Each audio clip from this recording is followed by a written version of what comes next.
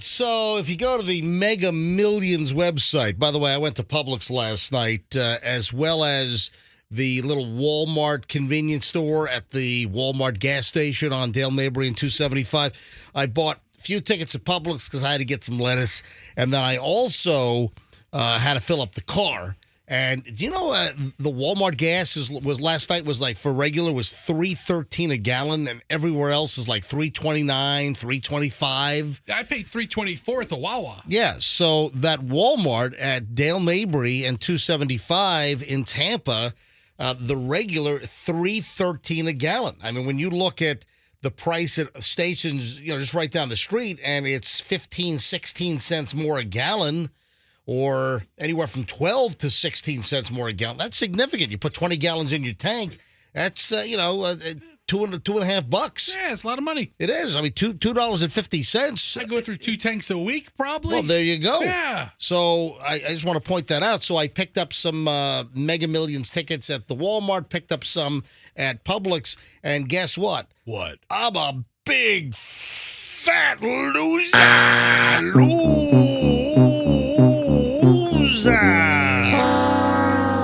Now, how do I know that? Because if you go to the Mega Millions website, it says that the next estimated jackpot is $1.35 billion.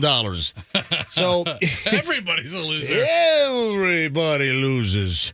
Yeah, it's like, what was it? What was the old at Bennett Auto where everybody rides?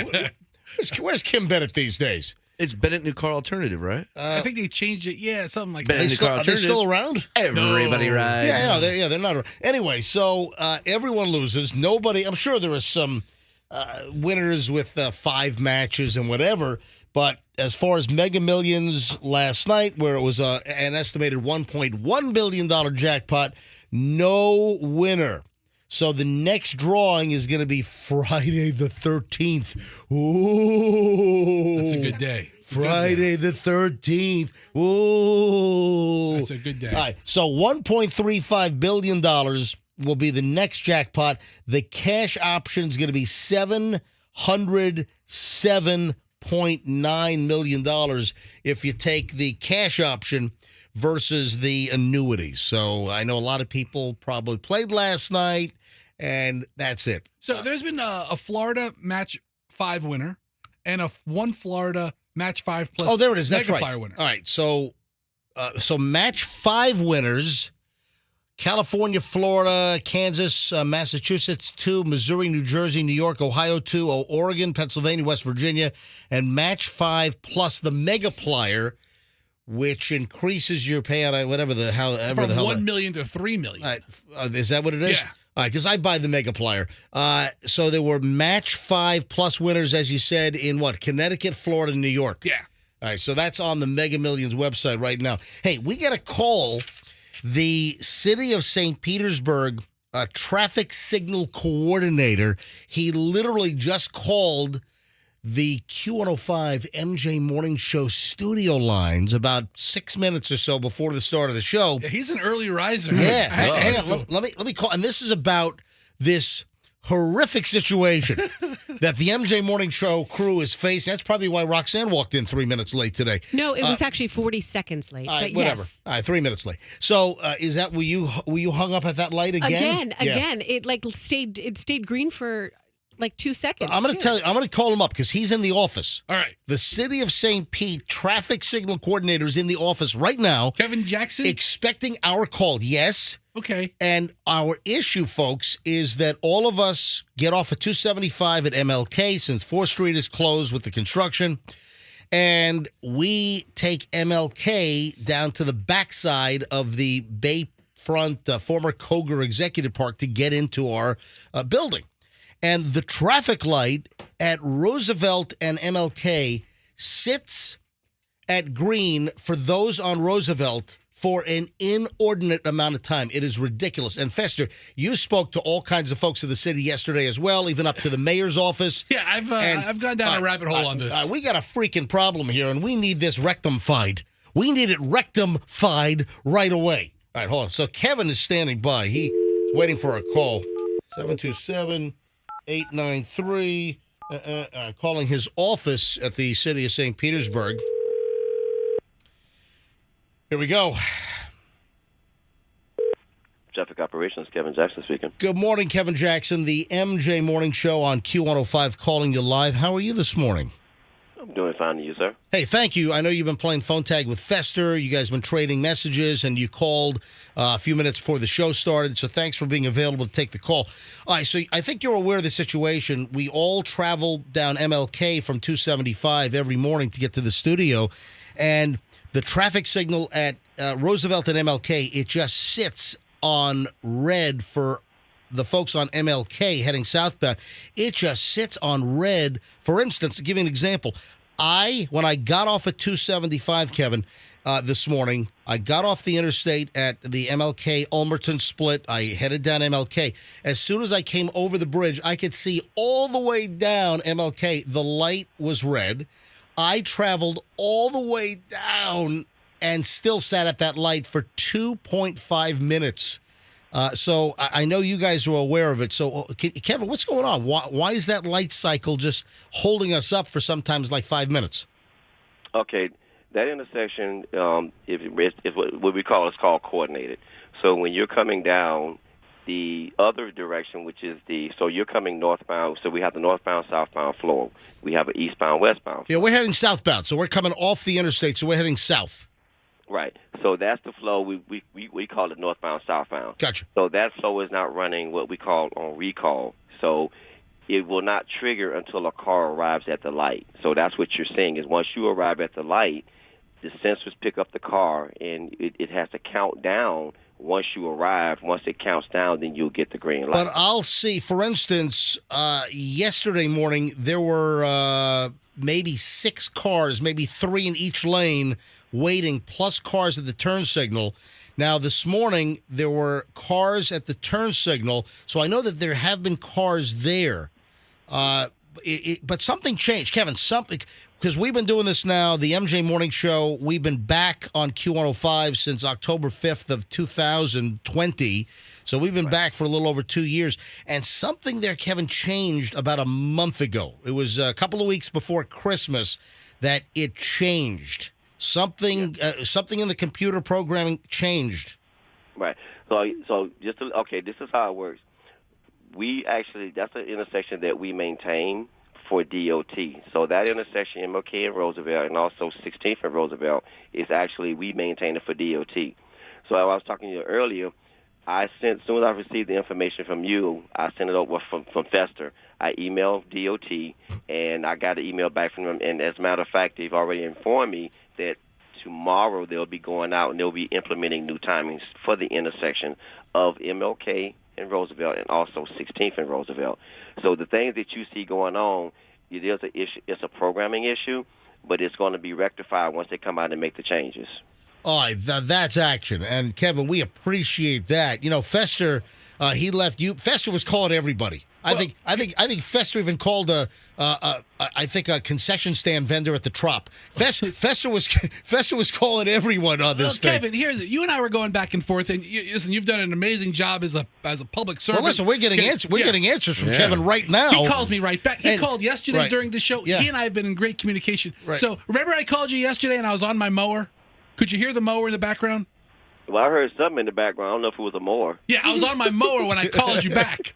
And I was like, this poor guy. I'm glad it wasn't the Fargo wood chipper. Yeah, it wasn't the wood chipper. Yeah. It was the mower. Right. I was like, this poor guy, I don't want to do I want to inflict MJ on Kevin?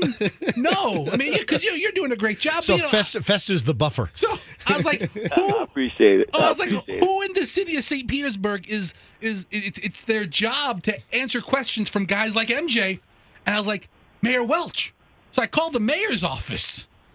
Right. And then isn't the mayor supposed to come on this week with this pressing problem? I just want you to know the mayor might be on the show tomorrow, and we're going to inform him of not only what an excellent job you've been doing with us, but the traffic situation, which is not going to be rectified. We're going to recommend that you get a raise and a commendation.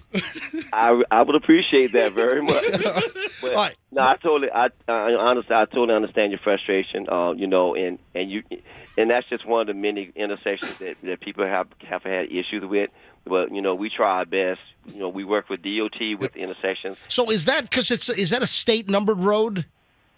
It's a state number road, but I can say under the agreement that we have with DOT, we maintain it for them. Gotcha. But when we have an issue like this, like a timing issue, I first take a look at it, and I actually looked at it in the system that we have, and then I send a couple technicians out to go out to make sure that it's not like, okay, yeah, there's a bad loop in the road, or there's a bad video camera. The issue, Kevin, has been, and we've noticed this again, about 3 weeks or so before, maybe just after Thanksgiving, that we noticed this.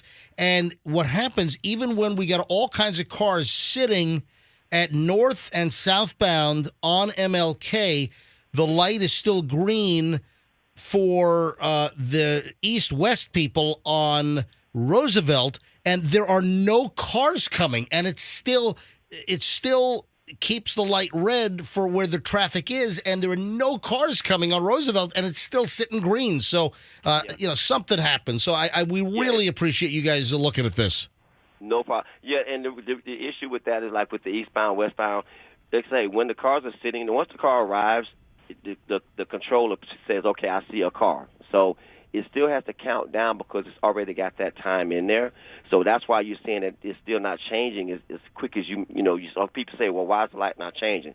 Well, the other direction is on a timer as well. Okay. So it has to count down from that time. So this happened a while ago where they actually gave the eastbound, westbound more time. So when you're coming up, it's like, okay, I see you. Let me finish this first, and then I'll give you your time. Yeah, but it's saying I'm going to make you wait for 4 minutes is what it's saying. Like, I see you, but I'm going to go to the bathroom. You're going to wait. Hey, Kevin, I got to take a break here before I get too late here and start the show off too late. But, Kevin, you've been fantastic, and I want to thank you so much for looking into this. Well, if you see any, give us a couple of weeks to make sure everything, once the new timing is in. Oh, I was only going to give you 3 hours. Is that too short? Yeah, that's fine. That's fine. Yeah. Have Fester to call me, not you. All right. Kevin, thank you, buddy. Yes, sir. You guys have a blessed day, and Happy New Year. Yes, Thank sir. you, Kevin. All right, there we go. What a nice guy. He is my Yeah. He is my favorite public official in the city of St. Petersburg. He's Kevin great. Jackson. Kevin Yeah. Kevin is the traffic signal coordinator with the city of St. Pete. And that light's just been hanging us up now since just after Thanksgiving, before Christmas.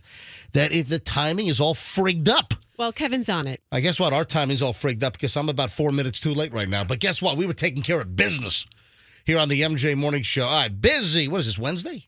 Oh, yeah, Busy Wednesday morning. All right, back in a second. MJ Morning Show, Q105. Pat's got traffic. Back in a second. Better news, westbound on the crosstown. They've got that accident out of the way just past 21st Street, the Ybor City area. Trying to make your way over to Channelside or downtown. Had been blocked in the right-hand lane. No longer a delay. I can see on the cameras and the maps that it is green and go through there, but the accident is off to the side.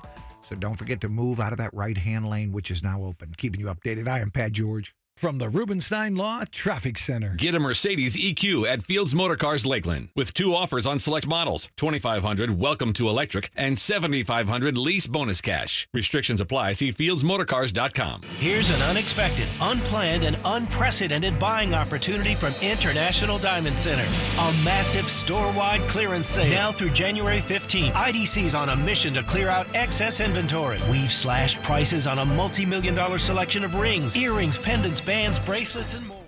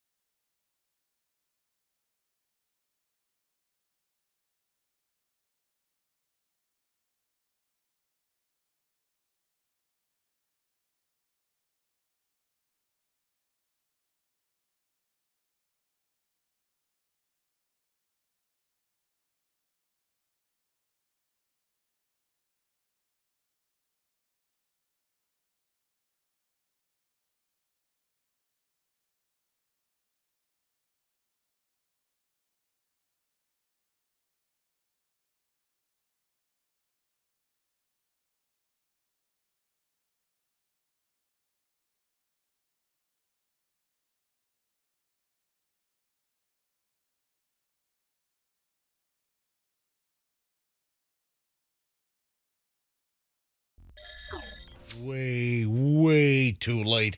I was just going through morons in the news, so we'll get to the morons in just a bit. Hey, so we got to decide when we want the pizza, dude. I was, commenting that I had a pizza slice from Sardo's last weekend, and man, this guy's thrilled we're talking about it. Listen, you got a good product. I'm going to mention it on the show, and I had a good slice of New York pizza at this Sardo's in Largo on Ulmerton, and he wrote me again yesterday, and he's like, when do you guys want me to bring by a goodie box? So he'll bring by a whole bunch of pizza and strombolis and, whatever we want. So, Wait a second. How about a calzone? and by the way, that was not the goal. It's just, hey, you know what a pizza flipping fanatic I am, and when I find a good pie, a good slice. I know why you're doing this.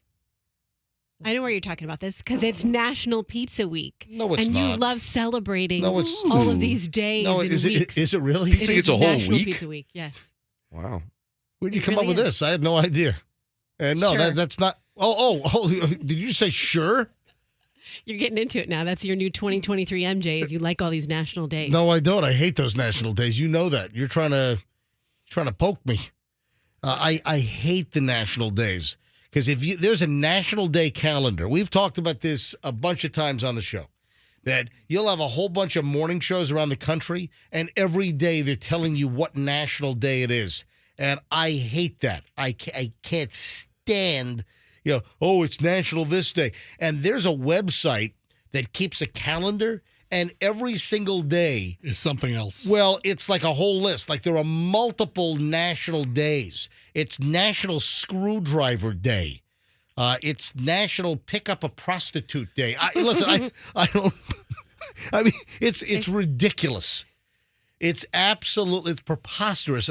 And Roxanne is trying to bait me because she knows how much I despise. Well, I find it strange that you timed all this Sardo's talk with National Pizza There's Week. no timing. The fact is that in fact, I found the original email. I had a listener that sent me an email in October, and then he must have heard it.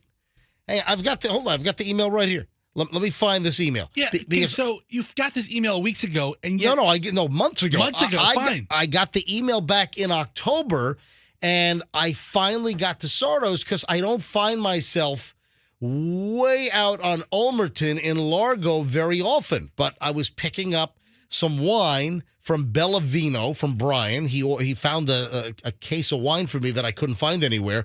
And so I was picking up the case of wine, and I'm like, you know what? I think I'm close. I'm so far out here, Bel Air Bluffs area. I think I'm close to that pizza spot that somebody recommended. Let me find the email because I responded to them last night, and let me find my sent column. Pizza. So at best, here we go. Listen. At best, it's just an amazing coincidence that it happens to be National Pizza Week. This is somebody saying, I tried the pizza. Here we go. Daniel Gopal, not PayPal. Daniel Gopal, he sent me this note on October 13th. And this email said, hey, MJ, you have to try Sardo's Pizza in Largo off Ulmerton. Best pizza around. If you happen to see the owner, he is a hoot, grew up in New York, knows pizza, funny guy who likes to have fun with his customers. He's fantastic. Feel you and him would get along great. You would get along with people who are a hoot. Should look at his funny videos he posts on Facebook. Anyway, this is from Daniel. Daniel Gopal sent me this at 11:17 a.m. on October 13th to check this out. This Super Sardo's Pizza on Ulmerton. It's right across from the whole Pinellas County Sheriff's headquarters building. Right. I mean, literally across the street. So I was finally out there, and I said, this is Saturday afternoon, 3:30, 4 o'clock. I'm like, you know what? I think I'm near. And I was like, from Bellavino, which is at Indian Rocks and West Bay, I was like 1.3 miles away. I'm like, all right, I'm going to get a slice. And I got a slice. It was good. I loved it. And I said, I'm going to get more. So I brought some. I said, hey, Michelle, I found a good New York slice at this Sardo's place. And so I brought home more slices. That was actually our dinner on Saturday night. You probably should have got a whole pie at that point. Well, I had already had a slice, and I brought 3 more slices home, 2 for Michelle and then 1 more for me. And that's the deal. And now the Sardo dude's like, hey, thank you so much for the chatter. And hey, I'm no problem. People know that I'm a pizza fanatic, and if I find a good pizza, I'm gonna mention it. And I'm just being honest, Tampa is kind of a pizza drought zone. Pachi's Pizza, which then changed their name to Miro's. It kind of comes and goes, and I'm waiting for Skip in South Tampa. I'm waiting for Skip to reopen Miro's. He tells me he is. What is he in jail? I mean, No, what's going? Why can't he open it up? What is he? He's Was not- he in trouble with the authorities? He's not. Yeah, he's in trouble with the pizza police. No, he's not in jail. Well, what's taking him so long? I don't know what the story is. It's a pizza mystery. But Skip tells me that Miro's in South Tampa, formerly Pachi's, which is a good Brooklyn pie as well, that they're coming back soon. But you know where I stand, that most pizza's crap. Most pizza that is out there I find to be inedible crap. And I'm very tough on pizza. And when I find a good one, I'm going to talk about it. So there we go. It's an early morning pizza chat. And you know what's really tough? Over the years, people have said to me, "Oh, you got to try this pizza. It's the best." And then you try it. Oh, I'm like, this is the worst. This is just MJ. This There's is this pizza buffet called Cece's, and I had a great slice last night. Marco's barbecue chicken pizza. stuff, good stuff. So good. Oh yeah, I'm sure. Family loved it. Yeah, I'm sure I would really get into that. Well, we don't allow pizza snobs in the house. Wow. Stay over there. Pizza diva. Oh, only pizza snobs that come help fix Kim's battery when she leaves some lights on and it goes. I would have dead. gave you a slice of Marco's that night. We had it that night too. What, a year and a half ago? Yeah. Yeah. Pizza is a very personal thing to me, and I've essentially attributed this statistic to pizza. For me, only like 5%, tops 3 to 5% of pizza in my book is decent. You know what? Hold on, let me correct that. 3 to 5% of pizza in my book passes my pizza smell test and taste test. So that leaves 95 to 97% of the pizza that's out there as so. And then whenever we talk about this, the phones light up, my email blows up. People suggesting their favorite MJ, place. you got to try this place. And, the deal with me and pizza, I had a conversation with this Sardo dude, this Santo Sardo. He called me up the day before yesterday to thank me. Hey, I heard you're talking about me. And then we even mentioned it again yesterday. And, the situation is that I get people telling me all the time that, hey, you got to try this pizza. I can just look at it. And I even had this conversation with Sardo. I'm like, dude, I can walk into a pizza shop, and the good places, the pizza shops generally that I like, the slice shops, they have the pizza. They've got like a pie in the glass. It's like sitting there, the different pies in the window or in the glass. And the point I'm trying to make is that I can just eyeball a pizza. I can just look at a pizza, and even if it's sitting on someone's table and I'm walking in to order, and let's say they don't have their pizzas on display, but that's like the New York slice shop way. As you walk in, they got the whole glass case with the pizzas. I can just eyeball a pizza, just look at the damn thing, and I can tell you if it's even remotely in the ballpark of it being decent.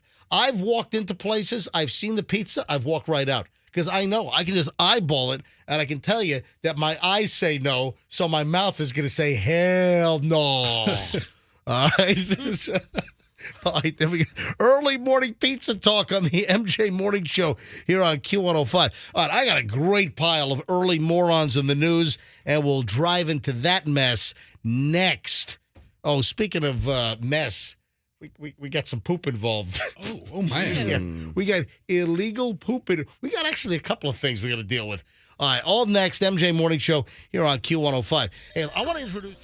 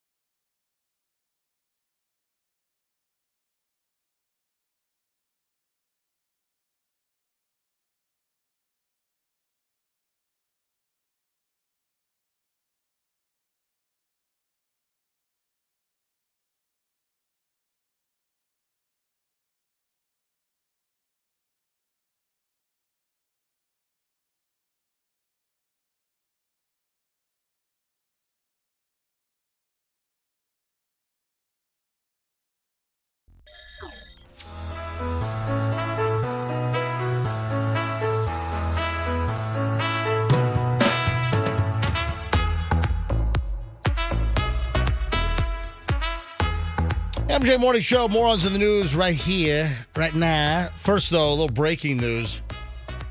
Hold on a second. Let me get my breaking news sound effect here. Yeah, it's an MJ News alert.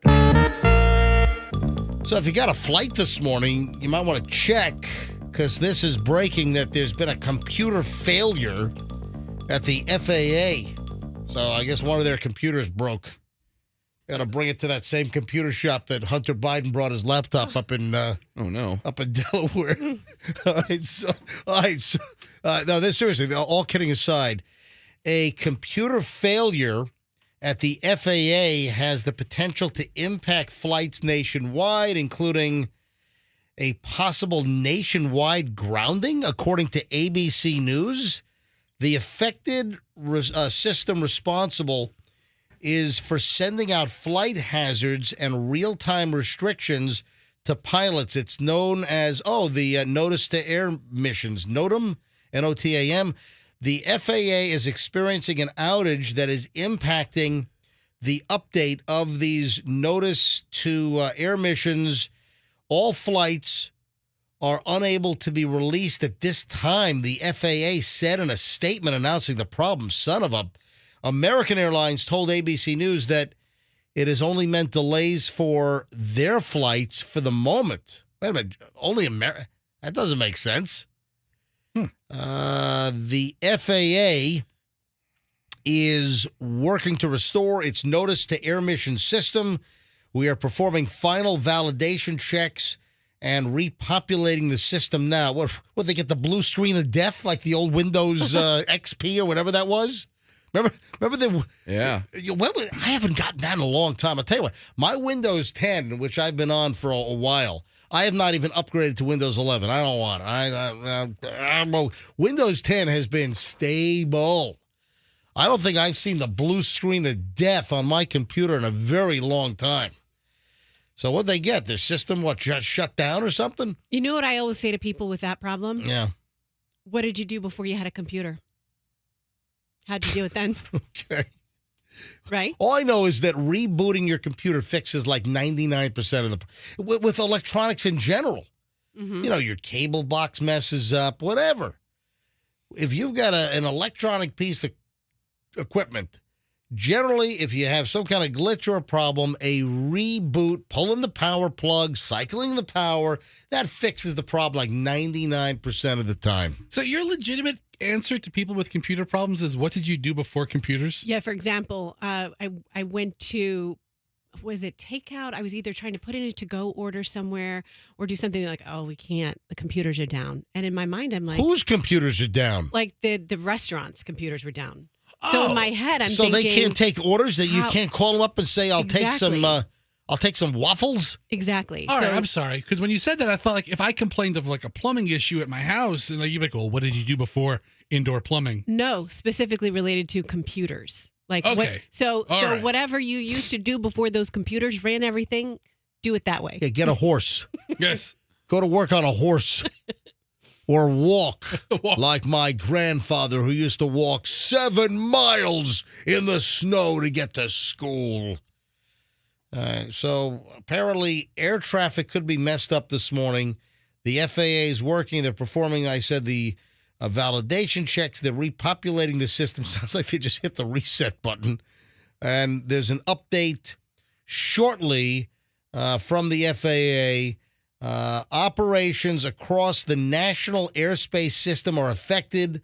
We will provide frequent updates as we make progress. Hold on, let me take a look. I'm going to go to my Flight Radar 24 and let me see the airplanes that are in the air or airplanes that are taking off. Let me see if there's an issue. Do you think there's less planes up in the sky right now? Well, that's what I'm going to check there, smart guy. I haven't seen any breaking news of massive flight cancellations or...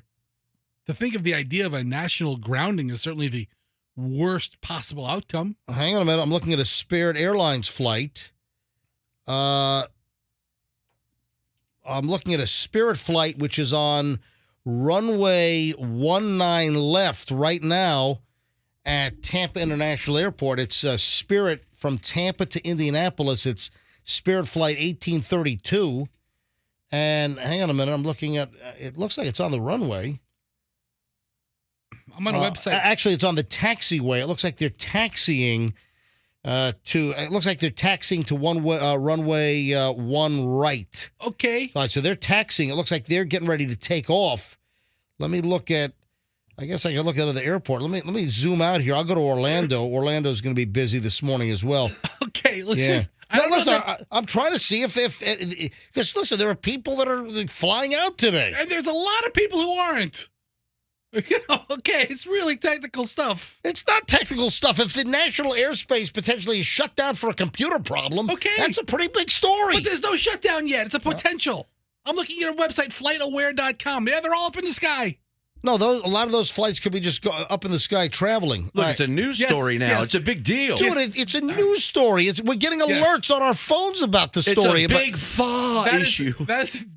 You're correct. All of these planes up It's in a the big sky what? FA. It says FAA. Oh, big FA. Yeah. Froggy. Huh? Do you know what the FAA stands for? What does the... I thought it was just FA. No. What? Like the song at Christmas time. Federal Aviation of the Air? No, that can't be right. Well, you're close. Federal Aviation Adversary. No, it's not the Federal Aviation Adversary. Sometimes it feels like that. Federal, I don't know. I just know it's a big FA issue. The Federal Aviation Administration. Oh, I thought it was authority. Yeah, close. No, I think back in the day, before the FAA, it was like the Civil Aviation Authority. I think it was the CAA or something years ago. All right, let's do so. We'll keep you up to speed on what's going on here with potential computer problems at the FAA, potentially affecting flights nationwide. So can you do a new search on that? Let me know if there's any update on the story, Andrew, when you get a chance. I'll get right on it. All right, early morons in the news. A couple of things here. First of all, yes, you could be charged if you leave dog poop on the doorstep of a police agency. And you should be charged. Yeah, this happened out in Clovis, New Mexico, and a Clovis, New Mexico guy has been arrested by the New Mexico State Police. Why? He left them a package of dog poop on their front doorstep last month. This guy's in trouble. So officers in Clovis started their workday off. This is back in late December with, a not very pleasant package at the front door. Guy literally puts a whole bunch of dog poop right on the front door of the police department. Was it like in a bag? Yeah, I or really have to see how much. Was it just loose? Like when you say a package, I think like an Amazon delivery box of poop. You want to? There's a transcript of. I guess this was caught on body cam. There's a transcript from the audio. You want me to read you the transcript? Please. I've got Officer 1 and Officer 2. This was actually number 2, which was left at the front door. So right up front, he just put S in the door. The officer can be heard saying, Officer 2, what's in there? Napkin? That's Officer 2. Officer 1, dog poop. Officer 2, is it really? Officer 1, The man in the car who's suspected of leaving it behind is Christian Cook. When the state police, confronted him, he refused to get out of his SUV. Roll down the window. Roll down the window. The officers are instructing him to roll down the window of the car after they tracked him down, after he put a whole bunch of dog poop on the front porch or the doorstep of this particular office of the New Mexico State Police or State Patrol. Do you have this is audio from what? This is audio from, I don't know. A TV station New Mexico's news leader. Okay, let's play the audio. Let's listen to this. Go. Leaving an unpleasant package outside a state police station. News 13's Natalie Wadas explains. Right up front. New Mexico State Police officers in Clovis began their workday on December 20th with an unappealing package left at their door. What is in the napkin? Dog poop. Is it really? Mm-hmm. The man in the car, who is suspected of leaving it behind, is Christian Cook. Oops. When state police run out to confront him, Cook refuses to get out of his SUV. Oh. Roll down the window, Christian. Christian. Roll down the window, Christian. He's not being a very good Christian. Roll down the window, Mr. Cook. He refuses, forcing state police to try to find out why he did that through the glass. Crack the window. I can't hear you, bro. Have you been taking medication? Every day? Okay. So what would make you put dog poop or human poop in our office? According to the police report, Cook had called dispatch incessantly that morning, at least 14 times in under an hour. State Police. Hello. Can I help you? May I help you? No. No. You want to get your beat since you like beating up Sir. people with autism? Hey, Because sir, this if you whole keep time harassing will my work it out dispatchers, where hold I on a am. second. I'm talking. If you want to refuse to give Yes. justice, then the whole town will whoop your for this. Threatening dispatchers. Oh, man. In his last call, a warning. New Mexico State Police, this is Linda. Hello. Y'all like to treat people like dog. You're going to get dog, literally. About 10 minutes later, Cook makes good on his promise. He put dog poop on the door inside of a napkin, and then he's just telling him about a careless driving, and then how we beat him up, I guess, and took him for a mental evaluation. Police try to figure out why Cook is agitated, discussing an incident from 2019. Well, we can look into that, but regardless of that point, it doesn't give you the right to come and put poop in our office. After a lot of back and forth, You cannot come over here and put poop in my door. You cannot come here and damage something. You cannot come here and harass my admin. they allow him to leave. Watch out for this unit behind you. You got a unit behind you, okay? Have a safe day. All right. Oh, But man. he would be back a couple days later to turn himself in. Oh, he turned himself after in. Police charged him with 4 counts of telephonic harassment, 1 count of interfering with communications, Wow. and 1 count of interfering with public officials. Wow. Natalie Wattis, KRQE News 13. I'm telling you right now, this is Clovis, New Hampshire. The cops showed remarkable restraint. New Mexico. In, what'd I say? New Hampshire. New Hampshire. I'm sorry, New Mexico. Thank you. They showed remarkable restraint. They really did. And mind you, the whole thing was on body cam, and he's Oh, accusing yeah. him of beating up people with autism. So, Well, listen, the guy obviously has some issues. The guy has some mental issues, but yeah, they showed remarkable restraint. But He said he couldn't hear when the police were trying to get it. I can't hear you. They're yelling through the window. Of course you can hear He the was guy. listening to poop. There it is. Playing Anyway, it too loudly. Public service poop announcement. Do not put poop on the doorstep or inside the vestibule of a police station. Yeah, it's not going to end very well for you. And then calling to harass the dispatchers. I'm going to beat your ass. All that. I mean, come on. All right, chunk 2. More number 2. All right, chunk 2 of morons in the news. We'll get to it next here on the MJ. I haven't even scratched the surface today. Hang on. Back in a sec. MJ Morning Show here on Q105.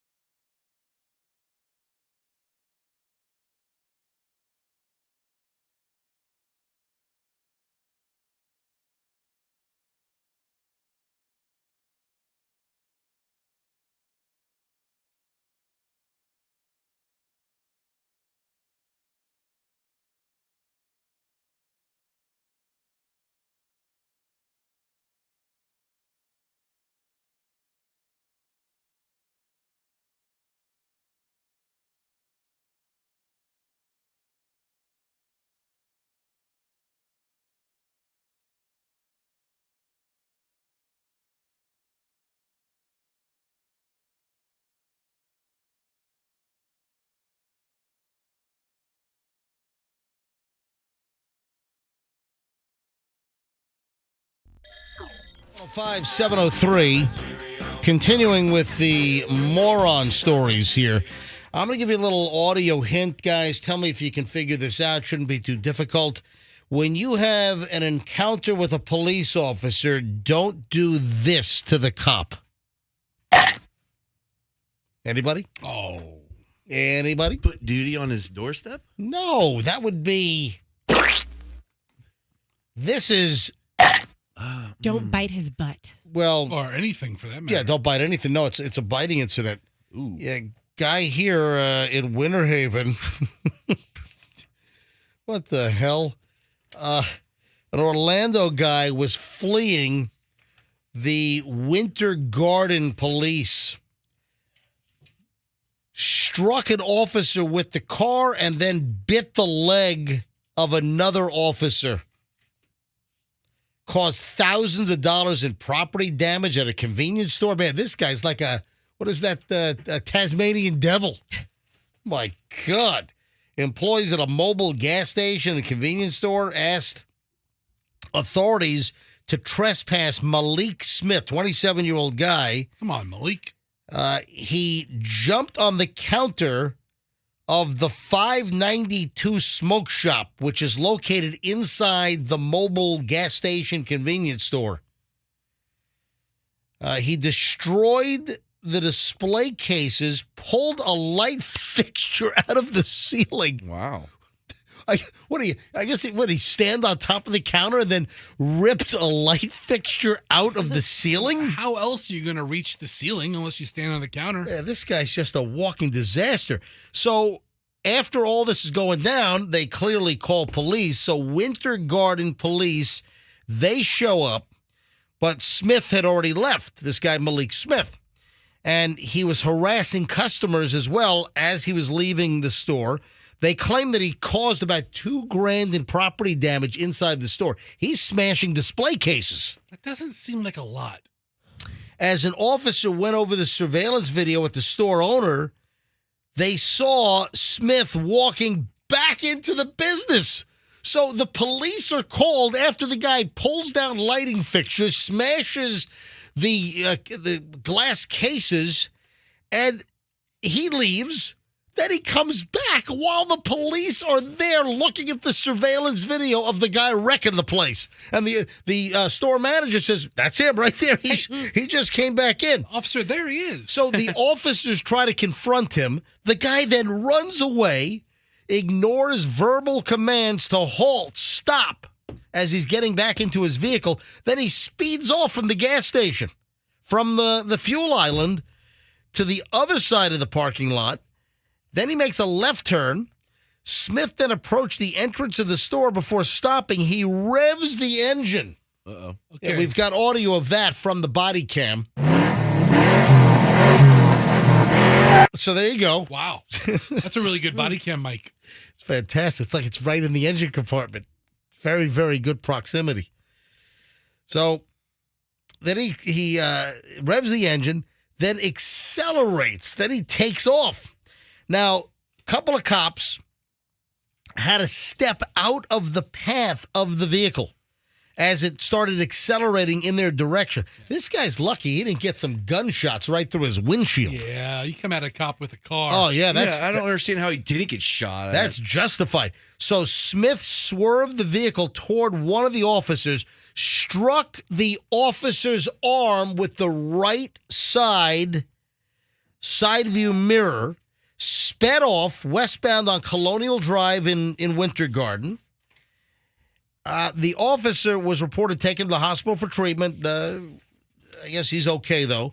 Then an officer en route to an unrelated call reported seeing a man later identified as Smith on the roof of a vehicle dancing around and pointing at vehicles driving by on this road. Oh, what a sight. Is this guy on bath salts? What's going on with this guy? He's done something. The officer attempted to conduct a traffic stop that Smith initially did not comply with. Then he pulls into a 7-Eleven parking lot, walks into the store. Once out of the store, the officer said Smith walked towards his vehicle, ignored his orders to get on the ground. Then they had a canine officer. Get the dog. they did a coordinated takedown with the canine officer and the dog. He resisted officers while he was on the ground. At one point, he bit the left thigh of one of the officers. So it was close. You Is it were. butt? Yeah, thigh to butt. That's because the thigh bone's connected to the butt bone. Mm-hmm. When this guy sobers up, he's going to be very sorry for everything he did. Yeah. I mean, this guy must have been on something. So he bit the officer. He tried to resist then they had to pepper spray the guy.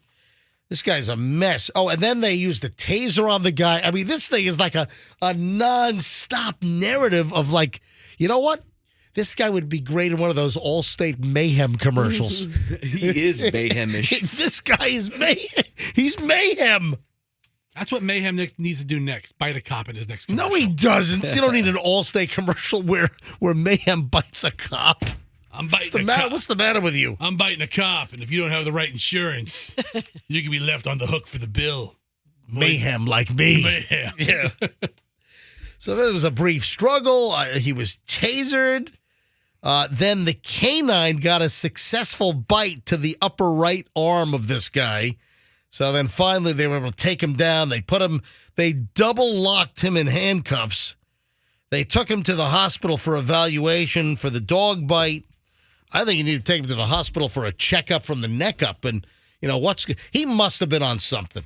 He had to be just tripping on bath salts or some kind of hallucinogenic drug. Anyway, this guy faces charges of battery on a law enforcement officer, aggravated battery, fleeing, attempting to elude officers, criminal mischief over $1,000, violation of probation, resisting an officer with violence, 2 counts of resisting an officer without violence.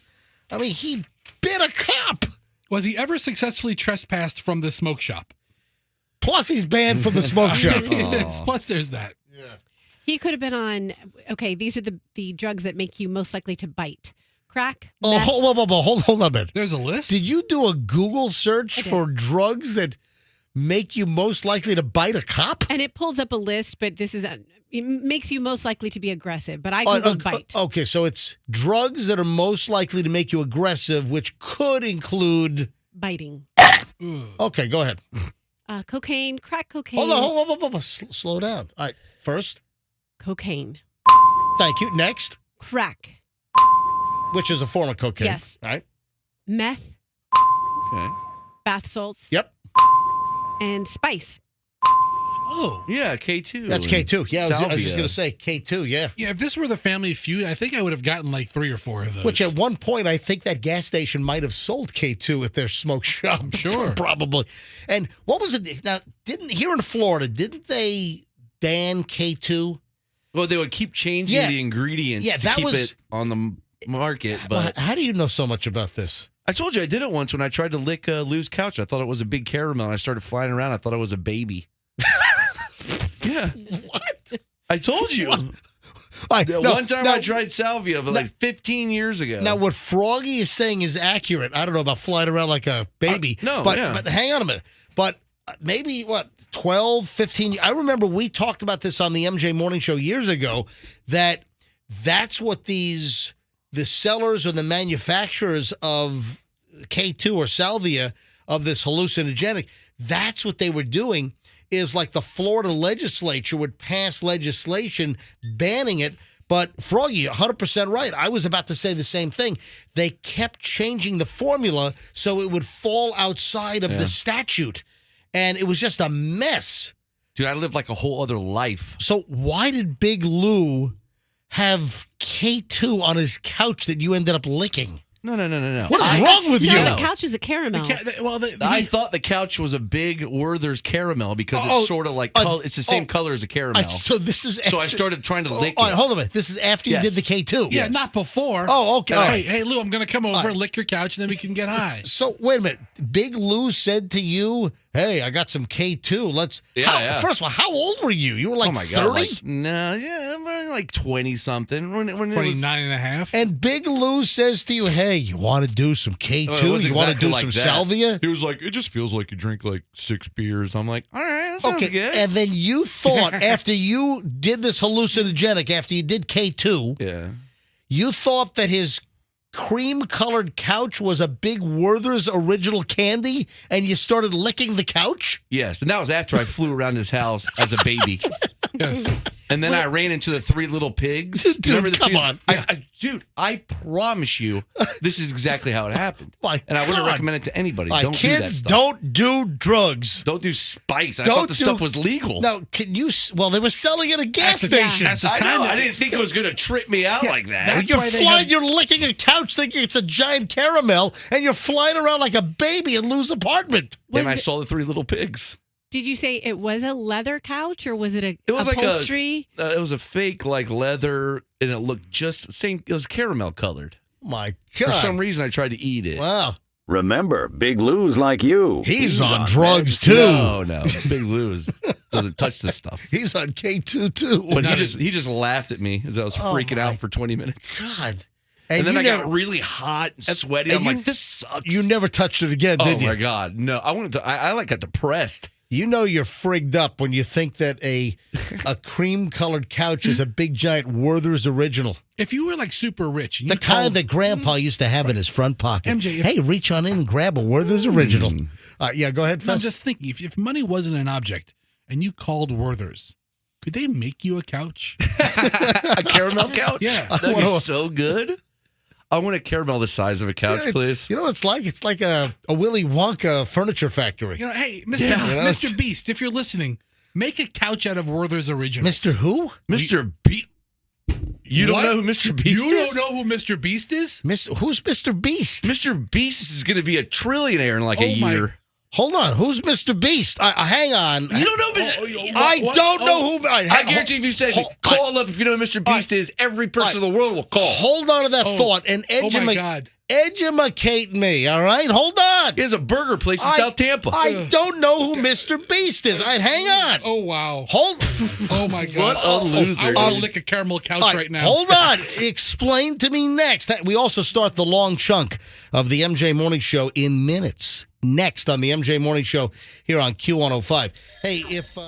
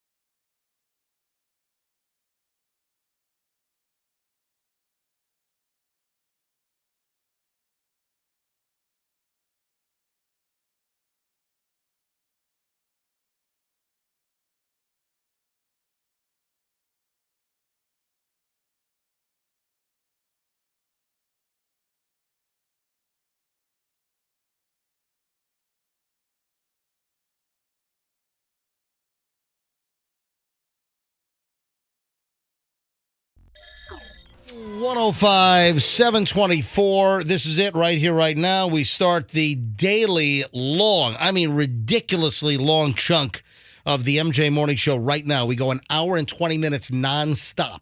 Nothing but content starting right now. So if you listen to a portion of this in your car on the way to work, make sure when you get to work, you continue listening via any of the apps like the iHeart app, the TuneIn app, the Odyssey app, my Q105 app.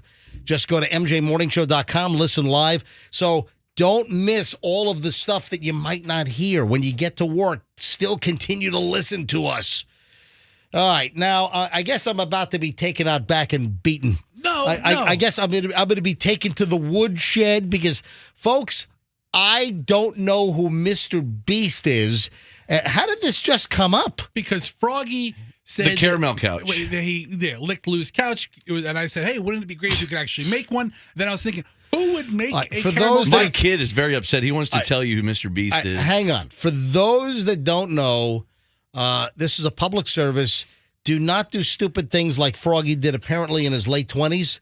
Froggy tried K2, which I believe is outlawed at this point, but they kept changing the formula. And then Froggy hallucinated. Froggy thought he was a baby, and he was flying around Lou's apartment in the air. And then you also licked Big Lou's couch because it was brown, and you thought it was a Big Werther's Original Caramel Candy. Keep in mind, it was legal. Okay, I don't do illegal things. So then I just flippantly said, "Yeah, what happened?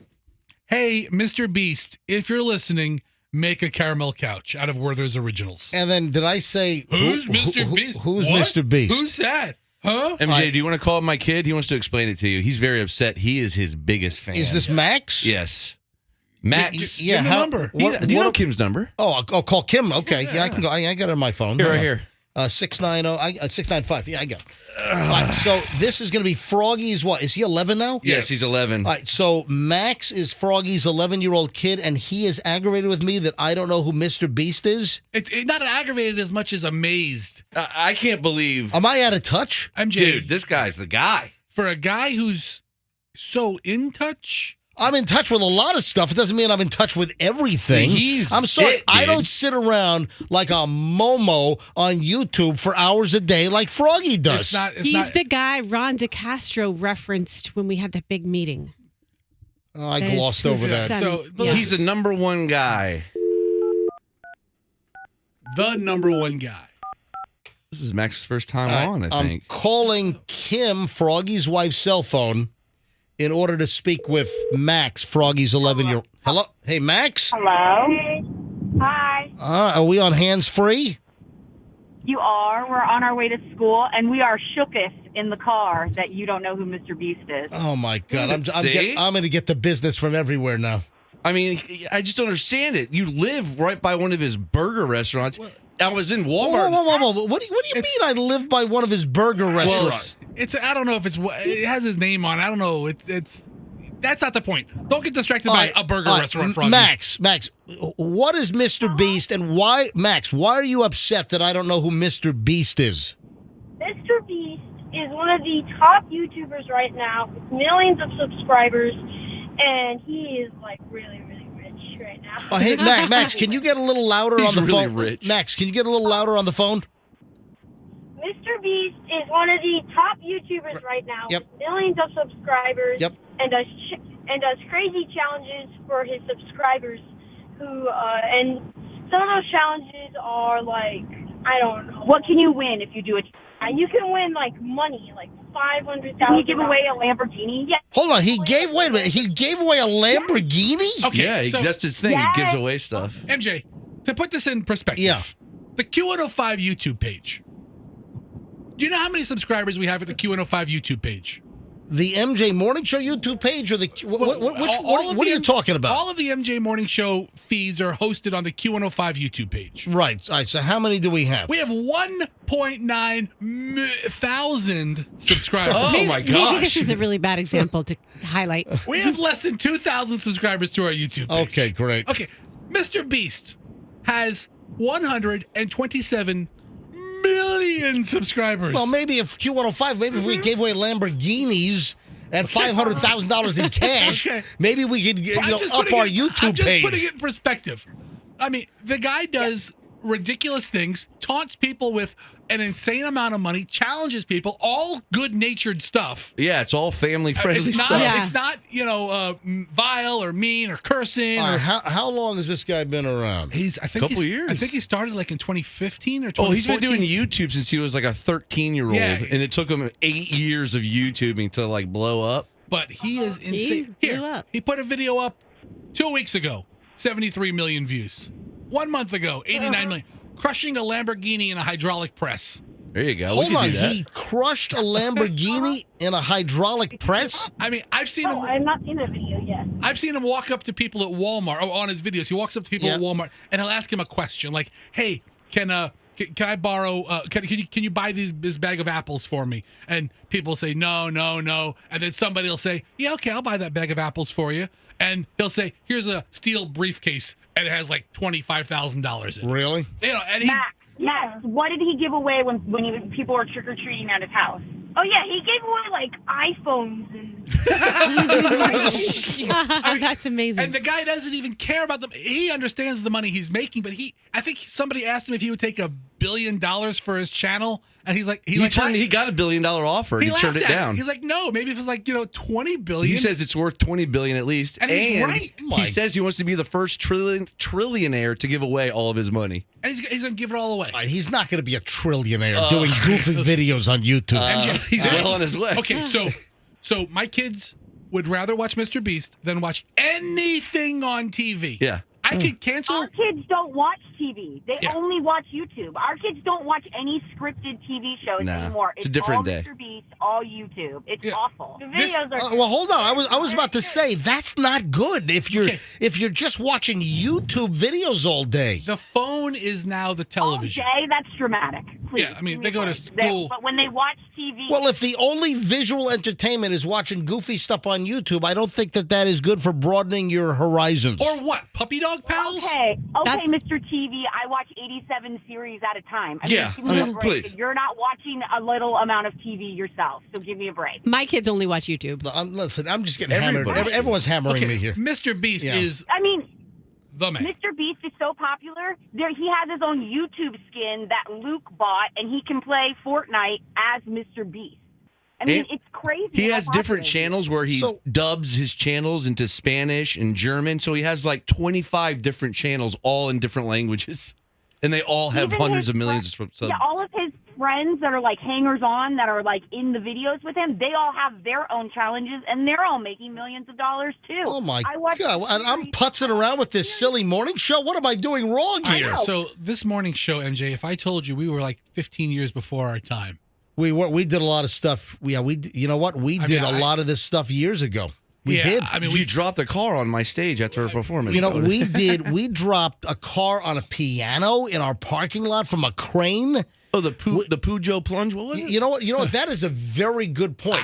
Where did you push that stuff out? Because not on the radio. YouTube wasn't a thing then. We took still pictures of it. Guido was out there with like a camera. We took video and we posted just on our own video server on our website. But that's a good point. You put out that movie if 7 people got. If you go back and you look. Oh, the one that Jay Griffiths did? Jay Griffiths movie. The real. That's where all like the stunts were. We called it Real Radio before that radio station in Orlando called it Real Radio.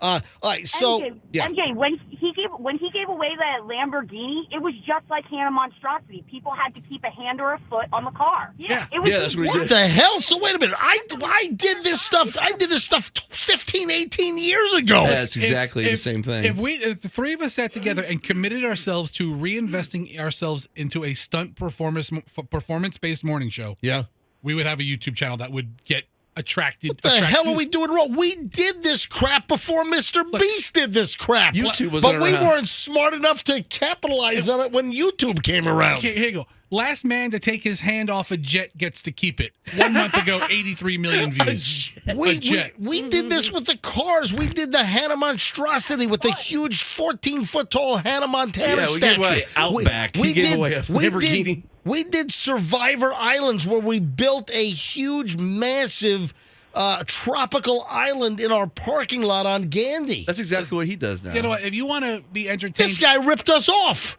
Where's he from? Was he from the Tampa Bay area? I think he's from North No, Carolina. North Carolina. No, he's from North Carolina. North Carolina. He ripped us off. But now Mr. Beast. He's branching out into a bunch of.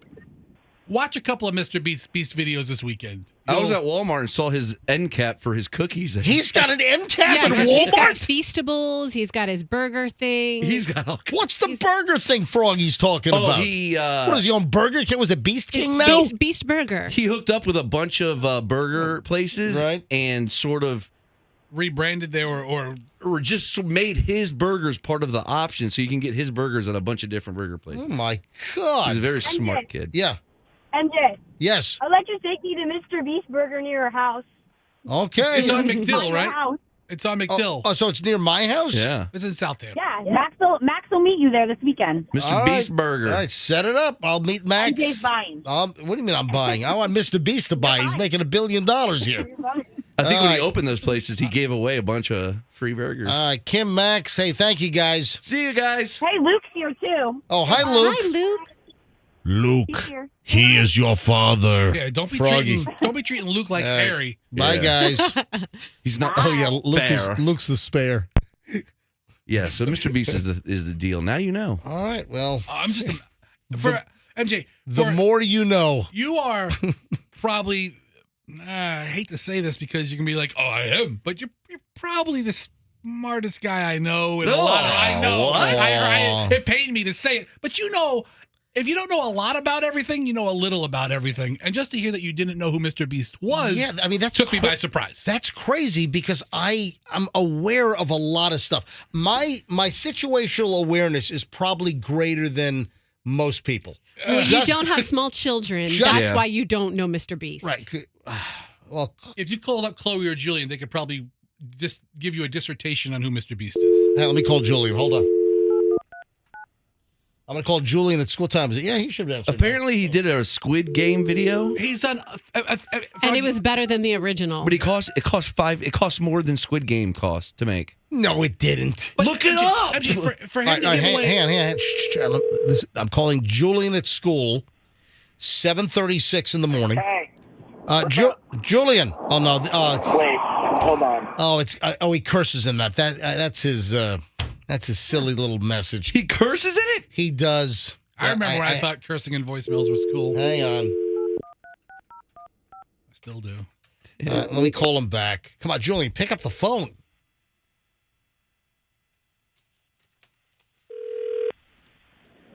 Hey. No, it's his Maybe voice. he's in school. Why It's is his he voicemail. tricking us? Yeah, I want to know if Julian, my son, knows who Mr. Beast is. Well, he made that Squid Game video he made cost him $4 million. Are you serious? For one video. But hold on. Who cares? He makes it back. You're putting a Oh, it's just a small cost of doing business. Yeah, you're putting a parameter on an amount of money. Giving out money in these videos is the operation. So That's the business model. Is he making more money from YouTube than anybody else? Yes. Anybody He's the else. highest paid YouTuber.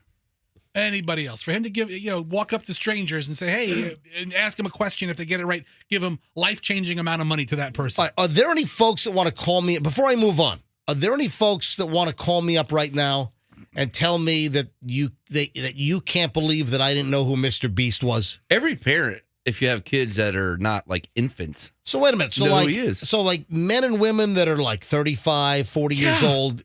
Hold on. If you don't have kids that are young, they wouldn't know who Mr. Beast is. Like Big Lou doesn't know who Mr. Beast is. Well, look. Let me go to phones. All right, 800-990-1047. Here's the phone. Call me up. Let me know if you're shocked, or let me know if you're an individual that also didn't know who Mr. Beast was. All right, fire up the phones. 800-990-1047.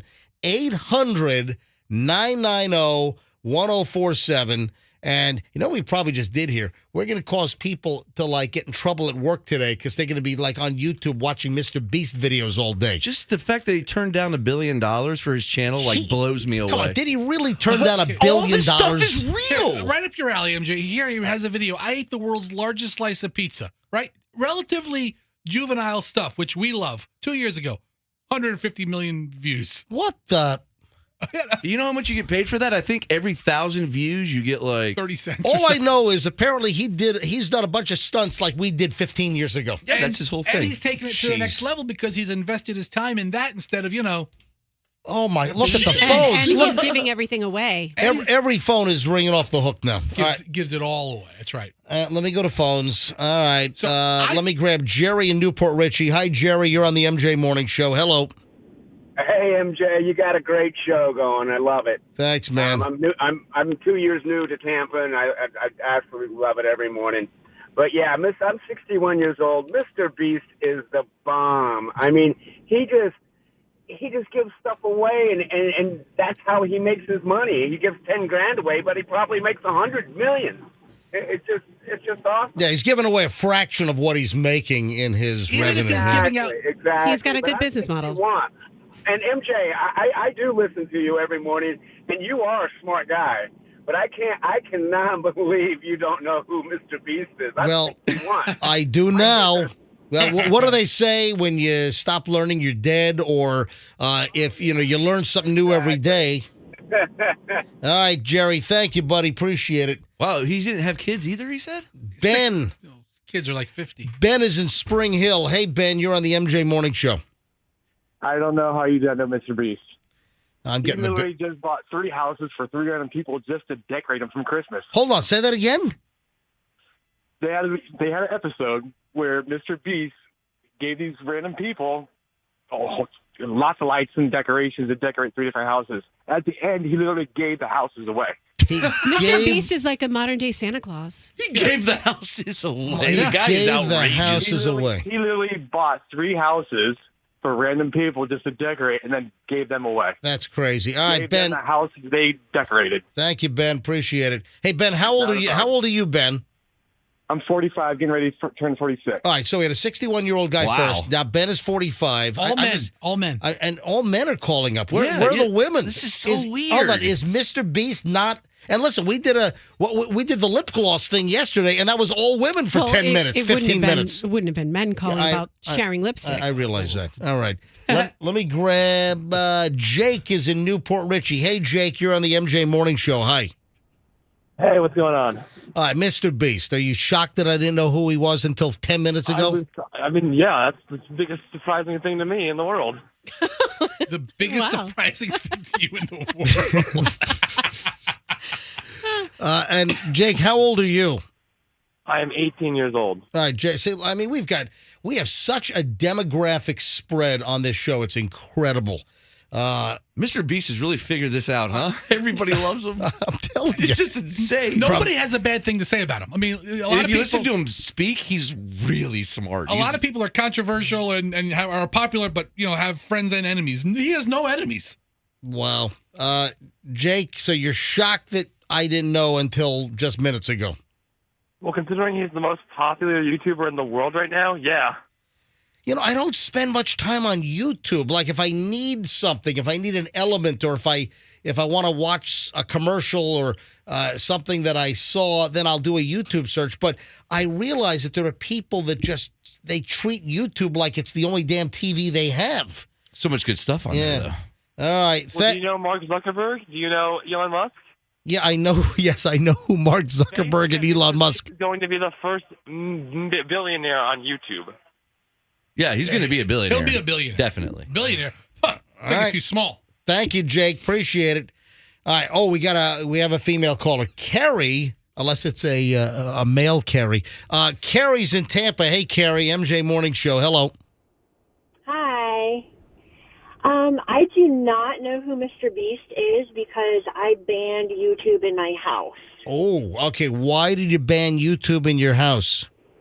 Well, my kid was obsessed with the Ryan's Toys review videos. Yeah. Oh, I know who that is. Yeah, that I That's know. Yes. Garbage. Yep. Right. And then when they had that rumor going around that there was like some kind of graphic scenes put into Peppa Pig videos, that's when we decided to ban YouTube. How old is your kid that you had to keep away from YouTube?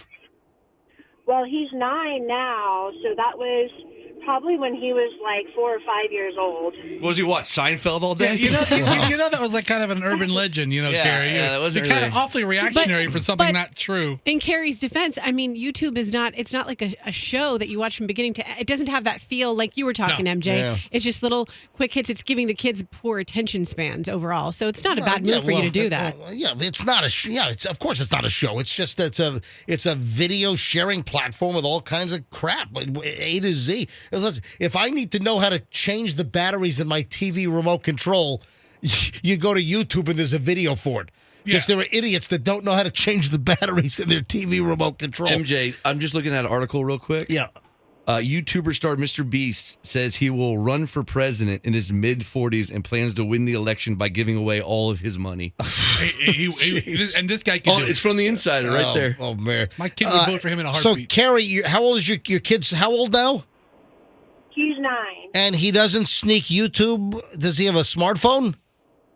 No. Yeah, all right. And Carrie, how old are you? I'm 46. Okay, and you didn't know who Mr. Beast was either? No. Okay, thank you, Carrie. I appreciate it. All right, Desiree is in South Tampa. Hey, Desiree. Hey, how's it going? Doing well. Go ahead.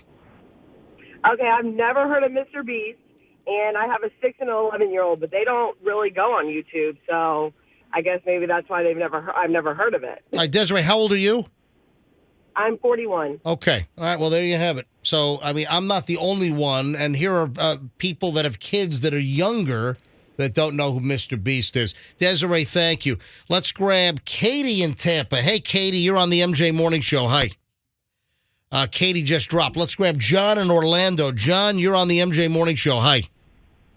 Yeah, never heard of Mr. Beast, 41. Whoa. Start again. You were jumbled in the beginning. What did you say? I'm 41, never heard of Mr. Beast. You're the first guy who's called who's never heard of him. Yep.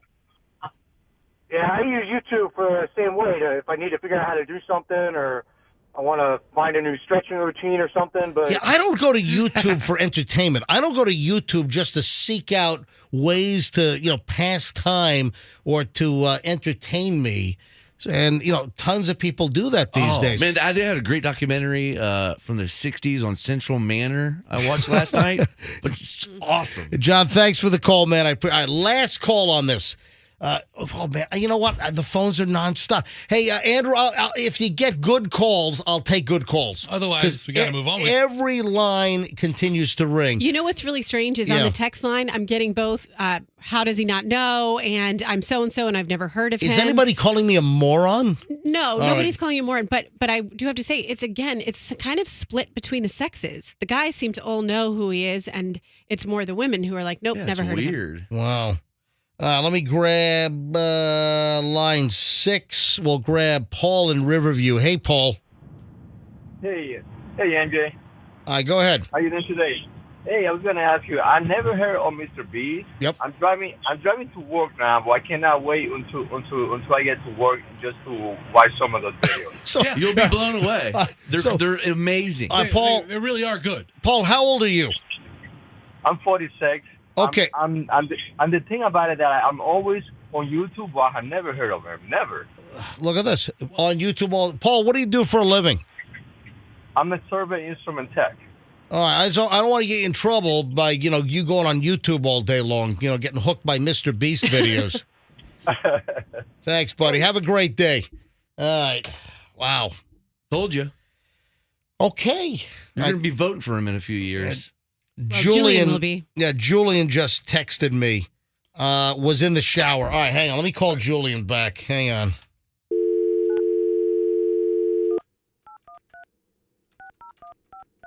All right, calling Julian, my son, up at boarding school in Connecticut. He has Mr. Beast has 150 employees. Yeah, I mean, it is not necessary to dial $1. Oh, jeez. Some people are saying they found out about Mr. Beast from TikTok, which of course you don't go on that, MJ. So but yeah, he's on all the platforms. Yeah, absolutely. Yeah, because TikTok's a Chinese communist spy operation. And no one should be on TikTok. They love Mr. Beast in China. Good morning. Oh, hey, Julian. Yeah. Hey, what's the biggest thing on YouTube right now? Who's the biggest person? Who has the biggest content on YouTube? I would say Mr. Beast. Oh, son of a... So, Julian, last segment we were joking about Froggy getting high and licking Lou's couch because he thought it was made of caramel. And I was like, who would make an actual couch out of caramels? And then I said, hey, Mr. Beast, if you're listening, make a couch out of caramel. And then your dad's like, who? Who's that? Julian, how have I never heard you talk about Mr. Beast? And that's the first thing you say. Well, I don't really watch him. I just like every once in a while one of his like top videos like pops up into my feed and I give it. All right, well, now why don't you? Julian, you're 18 years old, a senior in high school. Why don't you watch Mr. Beast? I don't know. It doesn't really entertain me that well. Huh. Interesting. For me, it's like the same kind of stuff over and over again. All right. It's like repetitive, but like he still does a really, really good job at it. All right. So when you hopefully graduate from NYU Film School, you're going to make sure that you have variety in whatever you want to produce? Yeah. What if he offers you a job for like $2 million a year? Who, Mr. Beast? Like a dream. Yeah. I mean, the guy is... Okay, so Mr. Beast, there's a story I read last week about him, how his janitor clears over $1 million a year. His janitor? He did... What? He did stunts and would make such a mess, he hired a guy to be a full-time janitor. For $1 million a year? For much less. But then... Yeah. But then the janitor got his own YouTube channel cleaning up the mess. No, actually, people watch me clean up the mess. But then Mr. Beast needed players in a game, and they were short somebody, so the janitor was in the video. Yeah. And then the janitor got a following. Oh my God! Now people request janitor videos. Oh, great! All right, so Julian, thank you, buddy. Have a great day at school today. All right, thank you. All right, see you later. It really is a phenomenon. Right? So he knew exactly right away who Mr. Beast was. That was his first guess. But my son, who's 18, is not a massive fan. Your son's going to film school, and Mr. Beast is sitting there just walking through Walmart, giving people 10 grand, getting 100 million views. Listen, I'm really proud of Julian. Sure. He did get into NYU Tisch Film School, early decision. Can I be his gaffer? His what? What the gaffers on the... Gopher. No, gaffer. What? No, a gaffer. It's a gaffer. Is it gaffer? It's not a gaffer. It's a... If you need a gaffer, like gaffer? The best boy and gaffer, yeah. I can't say those are movie set terms. I thought it was gaffer. It's not a gaffer. It's a gaffer. I'm pretty sure it's gaffer. Gaffer, a gaffer. Well, if you need one, I'm available.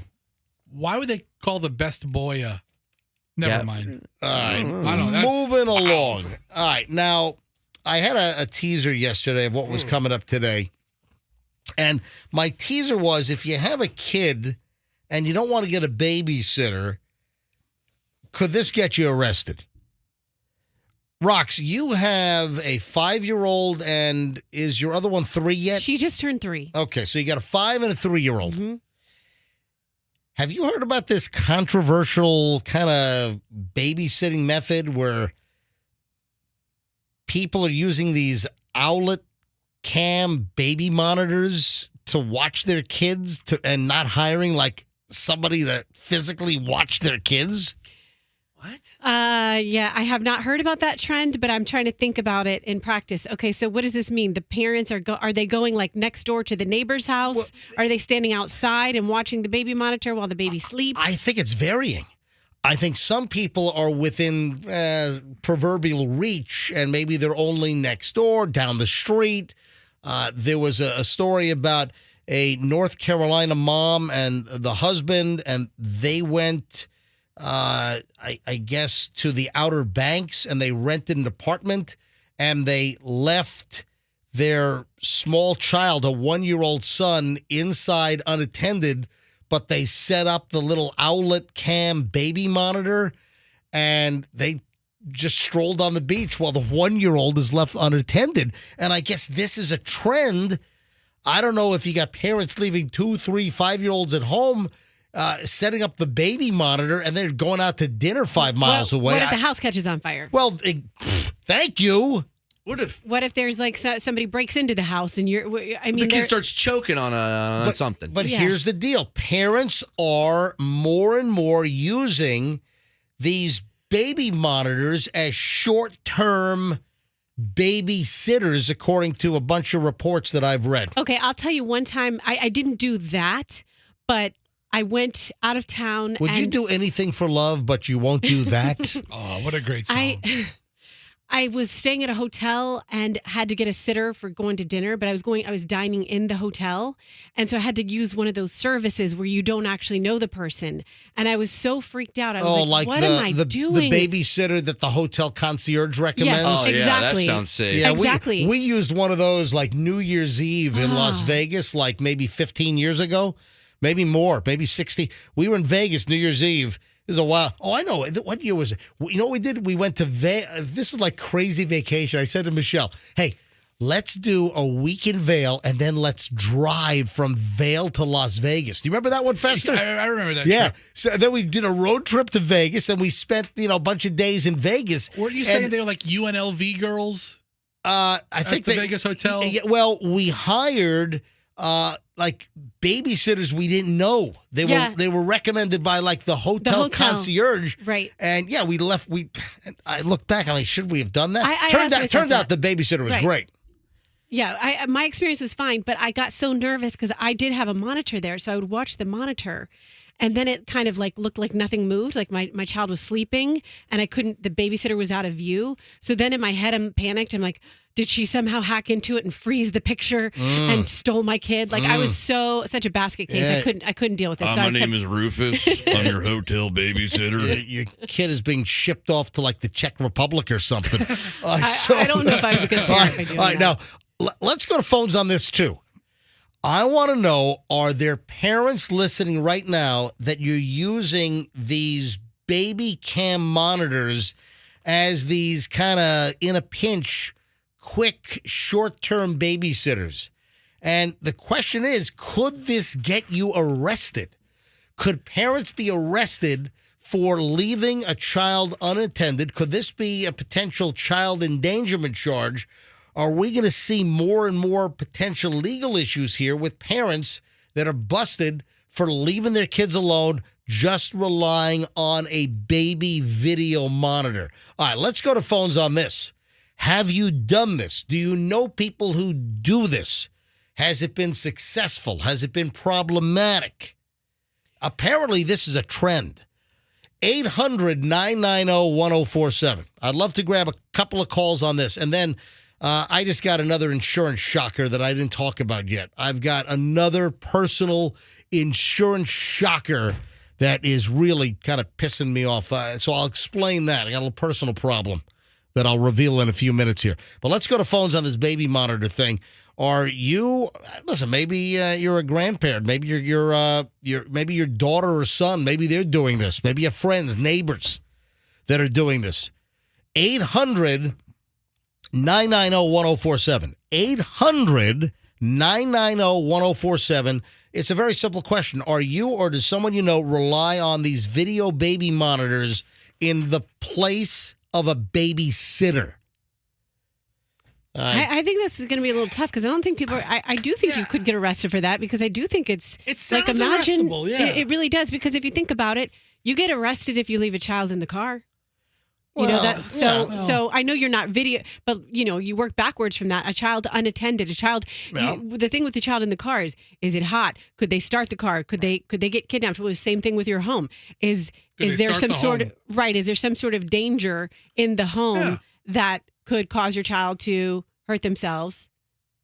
And then the parent is responsible. All right. Well, listen, I don't know how many calls we're going to get on this. Let me start with Amy in South Tampa.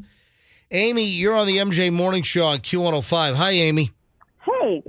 I was calling about the baby monitor, but last week there was a TV producer. He was in his 40s, and his wife, they were in New York City. They left their small children, 5 months old. Oh, yeah, the ABC producer.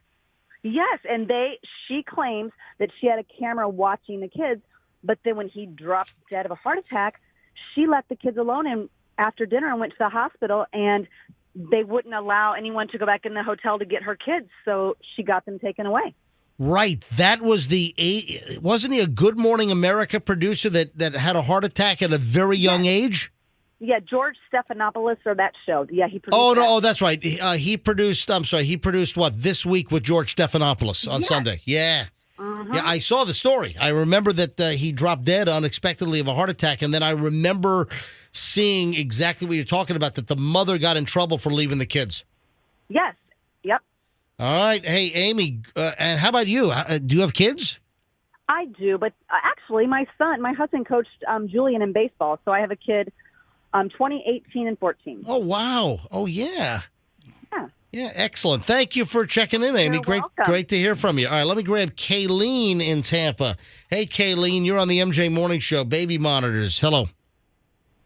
Good morning. Hey, so I was just going to say I'm in a mom group on Facebook, and surprisingly someone was asking, like, when they go to hotels, like, how do they handle childcare? And it was actually pretty popular that they use their either, like, FaceTime on their phone, like they keep a spouse's phone in the hotel room and they go down and, like, get tanked at the bar, have dinner or whatever. And some of them use cameras. So I was shocked because I had no idea how popular that was. All right, but they're staying in the hotel, so they're on the property, or any leaving to go any distance to a different restaurant, or they're staying in the hotel and, did you say go downstairs to the hotel bar and get tanked?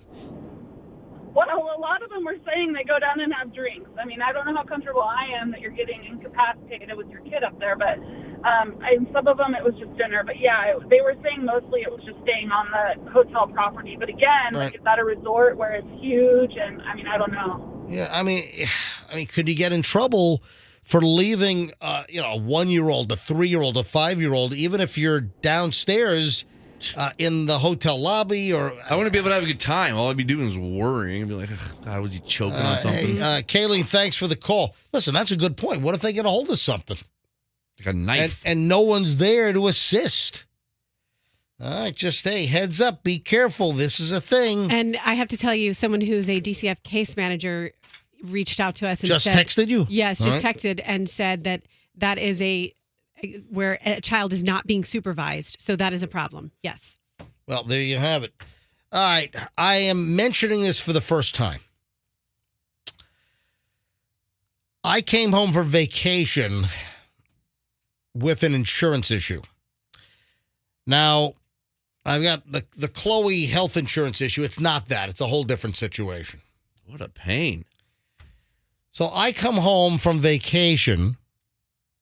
January 1st was, Sunday. I went to get the mail because we don't get mail at the house. I've talked about this a million times.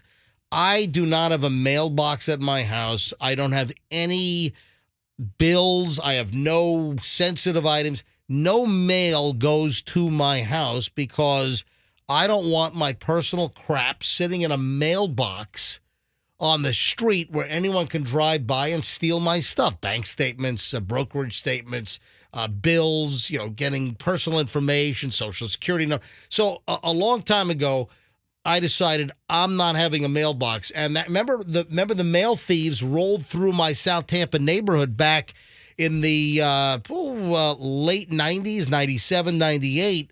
And that's when I decided, when we moved and we built our current house, I said to myself, hey, I am not going to have a mailbox. So that's when we went to a P.O. box.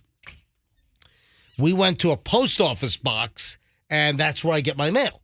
So, by the way, Andrew just handed me a note. Flights are grounded until 9 o'clock this morning. So this is the latest on the FAA situation, right? Is that the story, Andrew? Hang on, let me turn your mic on. MJ was right. All right, go ahead. Yes.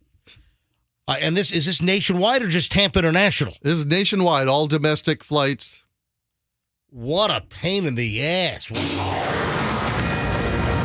Now, earlier this morning, I don't know, 7 o'clock or something, we have the story. The breaking news earlier was that there was an FAA computer failure for the notice to air missions, the NOTAM system, responsible for sending out any kind of flight hazards, real-time restrictions to pilots, and the FAA's computer system that handles that apparently malfunctioned. It was not working. They got the blue screen of death, apparently. And this, we had a couple hours ago, they were saying, or an hour ago, that this could affect air travel. And apparently nothing's moving. So breaking, the continuation here is that all flights nationwide are grounded until 9 a.m.? That's almost, an hour from right now. Can you imagine that? That is a mess. That sucks. Fester poo-pooed all this earlier. Yeah, I'd bring up the TV audio right now, but we don't seem to be able to get TV audio on our board anymore. We don't need that. Come on. Hey, Andrew, because they're doing a breaking news report. Can we try to get the TV audio back on this board, please? Who the hell do I have to talk to about this? I'll give you a breaking news if you It want. was there, and now it's gone. Look, I'll read the closed the clicker doesn't work. Yeah. I was going to read the closed captions. All right, so the FAA outage is impacting flights nationwide. I can help. I can read lips. I can read the anchor's lips. The latest word here is that flights are grounded until 9 a.m. This is nationwide because of the computer system. That's all screwed up. So, I mean, this is a pretty big story. Where's the closed caption button? Screw it. Forget it. Andrew, can you please, I don't know how many times I got to ask. I need my TV audio back on my console here. So, can you go get Max right now? Go get our engineer. And because I wanted to bring up some audio from one of the news sources because there's breaking news. So if you're traveling, if you know someone that's traveling, and this will back up the whole system. Yeah. So even if flights start taking off at 9 a.m. nationwide again, it's going to back up the whole system. So you're going to have delays all day long because you've had flights that have been sitting on the ground for hours, and it's just going to put a lot of pressure because everything is timed and slotted. So this screws things up because how many hundreds and hundreds of flights or thousands of flights nationwide should have been taken off at 5 a.m., 6 a.m., 7 a.m., 8 a.m. this morning. So the pressure's going to be on. Everything's going to be slammed and compacted now. So you're going to probably have delays nationwide all day long because of this FAA computer failure. All right, back over to my little insurance problem. So I go to pick up our mail on January 2nd, and the post office was closed on January 2nd because it was the observance day of New Year's Day, which was Sunday. But my post office, you can go check the PO boxes 24/7. Doesn't matter. Anytime, yeah, that's open 24/7, 365. I go get the mail, and I got this whole stack. Hey Max, come on in here. I don't know what happened, but I used to have TV audio on the board here where I could bring up the TV, and we don't need it right now. We can just worry about it later. And it was on I'll show you where it needs to be, and it disappeared. Okay. All right, so I wanted to bring up some TV audio, but we'll do it after the show. Okay. But thank you, buddy. And by the way, the studio is very comfortable today because it's 47 degrees outside. Yes. But yeah. Yeah, and the elevator downstairs is still broken, but it's still. But that's not Max's fault. Yeah, that's not Max's fault. All right, so I come home from vacation, I go get the mail, and I got a stack of letters from my homeowner's insurance company, and it's a big company. I'm canceled. Well, my homeowner's insurance, my flood insurance, my hurricane, everything. I'm canceled. Huh? Yeah. They will not renew my policy. So my insurance ends June 1st. And I get this whole slew. You ever know insurance companies will generate the most ridiculous amount of paperwork. So I come home to a whole stack of letters from my insurance carrier saying that I'm being non-renewed. And this is what gets all squirrely here. This is where it gets all hinky. Is I have 5 or 6 different letters about this policy is being canceled. This is being canceled. This is being canceled. And most of them are due to Florida exposure because of Ian. Ian and Nicole came the other way. So here's the deal. I live in South Tampa. I live on the water. I've got a AAA rated insurance company through a local broker, a well-known local insurance broker. And here I'm getting all these cancellations. Now, my broker, I had a conversation with them yesterday that they usually get a heads up. They said they did not get a heads up that I was being canceled. But here's where it gets hinky, is most of the cancellation letters say that I'm being canceled because they're limiting exposure. And insurance companies, listen, they've got hammered. You had the Hurricane Ian down in Fort Myers, a considerable amount of losses. You've had some of the inland flooding in Florida as well. So they're claiming in most of the letters they're canceling me to mitigate and limit their exposure in Florida. I've been with this company for like 12 years. I paid a lot in insurance premiums to them, and now I'm getting canceled. So most letters said they're limiting their exposure, but then 2 of the letters said I'm being canceled for late payments. Whoa. Yeah. I mean, what? I'm being canceled for late payments. And then they cite specifically that I had like a couple of payments late in 2019 and 2020. And I had a couple of late premiums, like they were posted a day or 2 late. Dude, how irresponsible are you? And they're canceling me. It's like, wait a minute. Oh, but wait. But you renewed me in 2021. You renewed me in 2022. You know what? That's bogus. So you did have late payments? Oh, I did. Oh yeah. But listen, my payments are like 4 or 5 times a year, and a payment may be done online or called in or mailed. It posted like a day or 2 late. It's bogus. They're looking for any excuse to try to.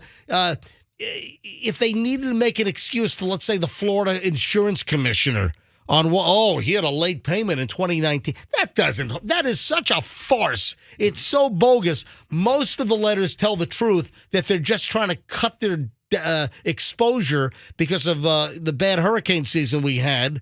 And that's the truth about it. It's just a lame, bogus-ass excuse that they're canceling my insurance because I had a late payment in 2019 and 2020 by a day or 2 that it got posted. So they took every on-time payment in 2021 and 2022. Oh, how about every on-time payment in 2011, 2010, 2012, 13, 14, 15, 16, 17?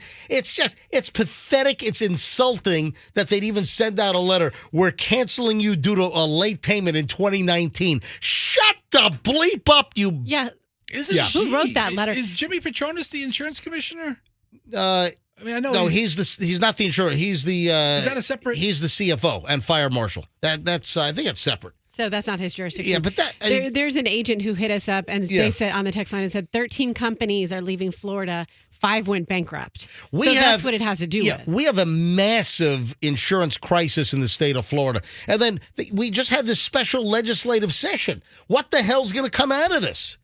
So now my insurance broker, which is very well known in the Tampa Bay area, now they've got to shop. They got to see if, first of all, if they can get my company to reconsider, which they probably won't. Then they got to, shop me around.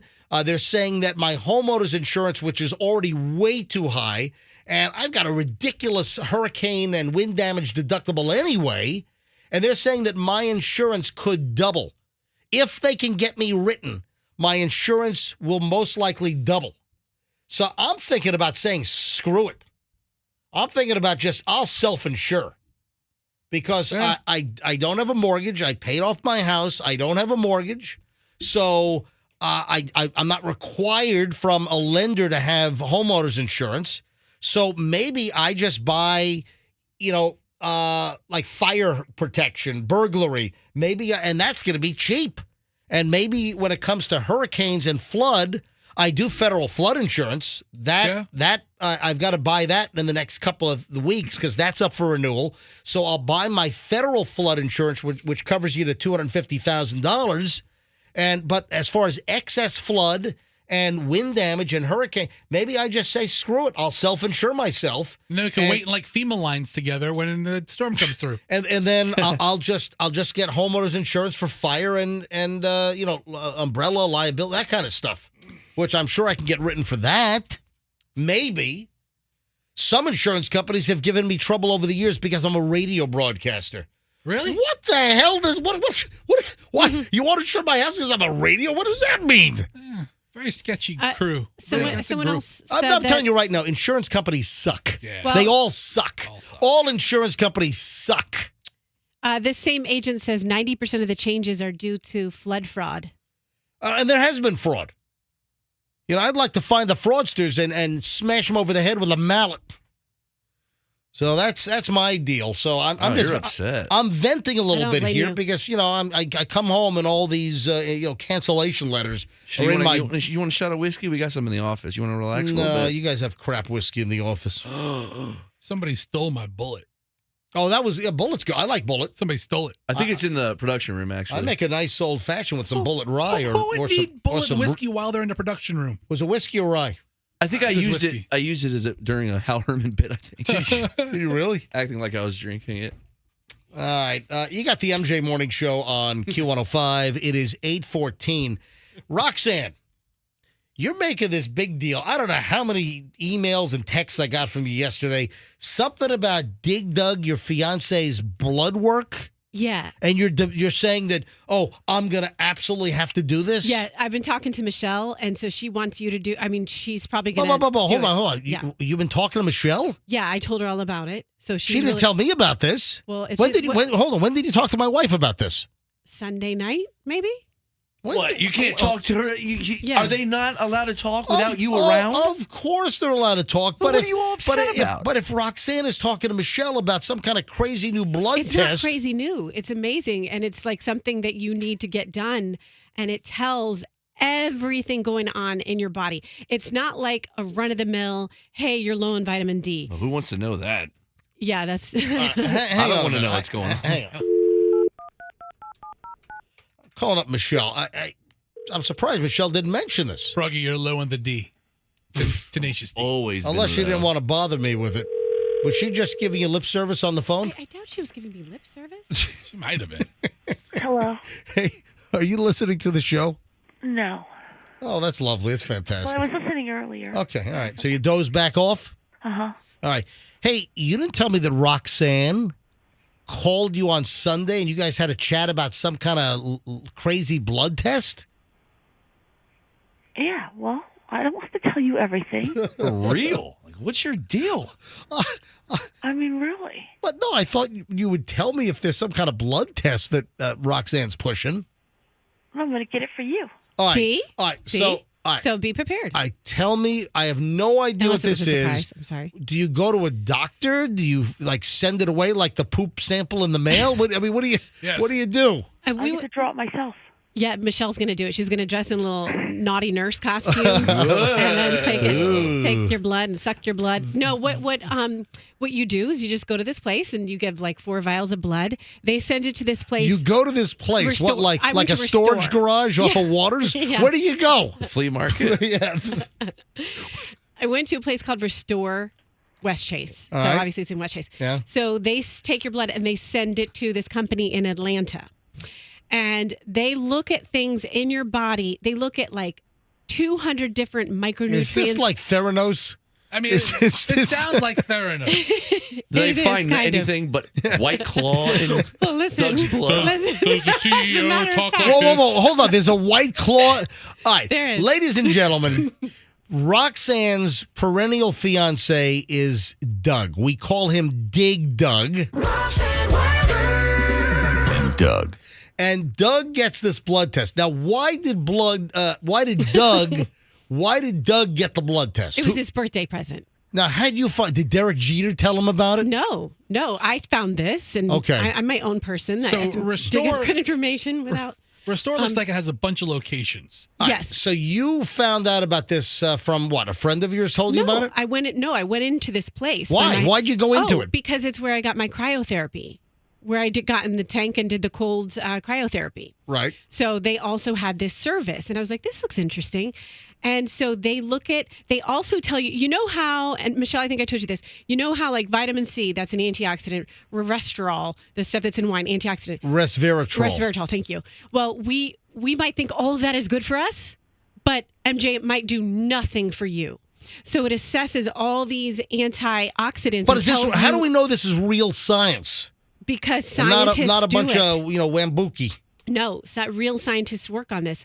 I'll show you the reports. I'm sure Doug won't mind if I show you his medical Let's talk records. about Doug and his medical deficiencies and areas that he's doing really well in. Okay, so funny you should say that. So there's also, they look at 300 different foods and they take a drop of your blood and they put the drop with the food and see if there's an inflammatory response, not an allergy, inflammatory. And what is inflammation? It's the root of all disease. Well, there are some foods that are more inflammatory. Like I believe like pork. Isn't like pork naturally inflammatory? I'm glad that you're saying this because that may be the case, but MJ, some things might be inflammatory for you and not be so for me. All right, so what? It's tailored. This is the wave of the future of medicine, and it's tailored to you. I still want to know if it's real science or if it's junk science. Of course, it's real science. It's says who? Says the Restore Clinic. Says the sales Restore lady, yeah. the receptionist. No, seriously, the company I'll show taking you. the money. All right, listen. It's not cheap. It might be totally accurate. This might be true, but I would ask questions. I just want to know the science behind it. It might be 100% legit.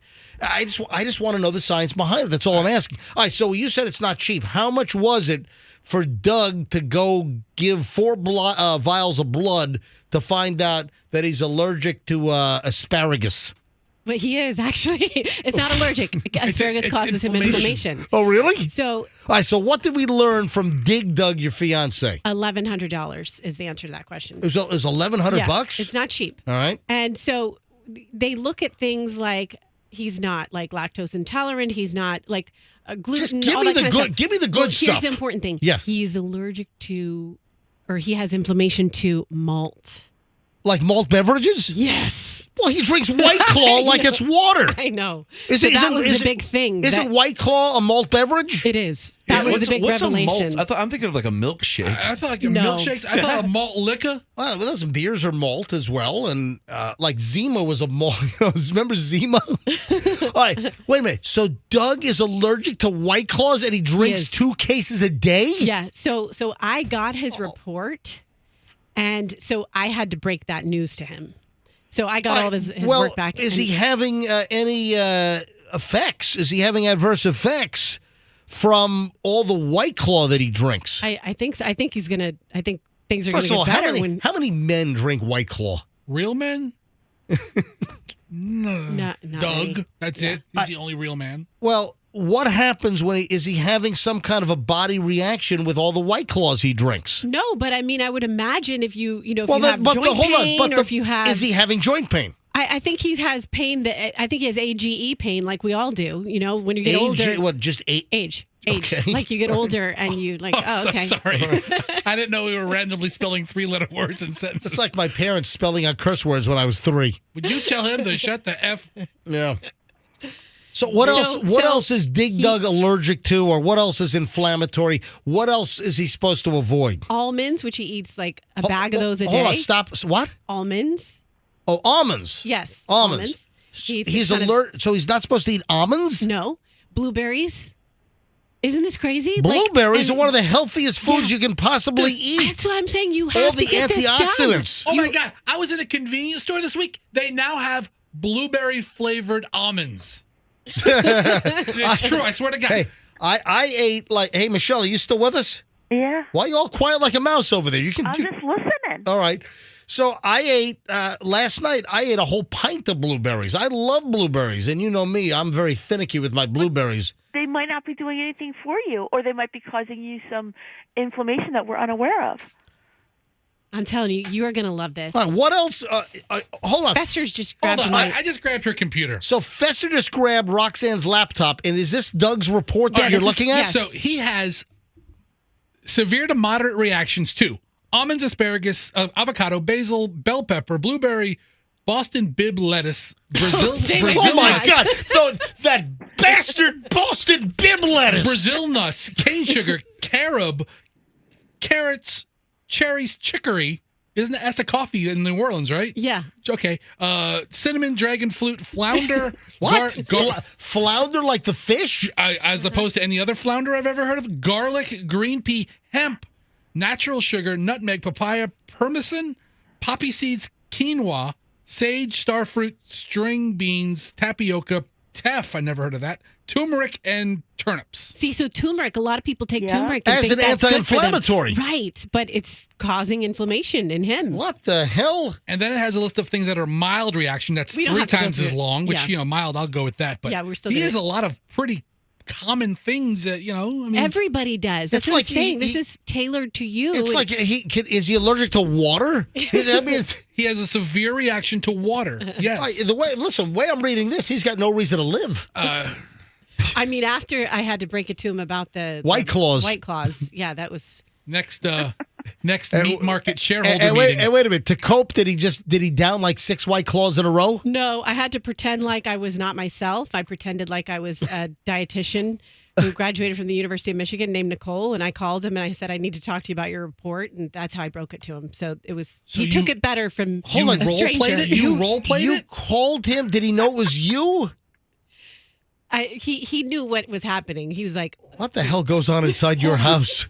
You guys start your role play at it's the not. phone Don't call? don't turn it into something salacious because it wasn't that. It wasn't like a sexual thing. It was strictly a. That's how I had to deliver the information because he wasn't going to be receptive to it. You're going to come home tonight. He's going to be sitting in front of some White Claws, blueberries, almonds, and a piece of flounder, crying, and he's going to want dietitian Nicole from Ann Arbor to, make him feel a little better, if you know what I mean. Trying to find my porno music bit. I don't know where the hell that went. No, it's not like that. Yes. It was just my love of nutrition and acting combined with my Mr. Doug, the looking for- nutritionist, will see you now. So No. It was just a way to try to break the sad news. let me to him. make sure nothing else on you Oh, is here it is. blue right now.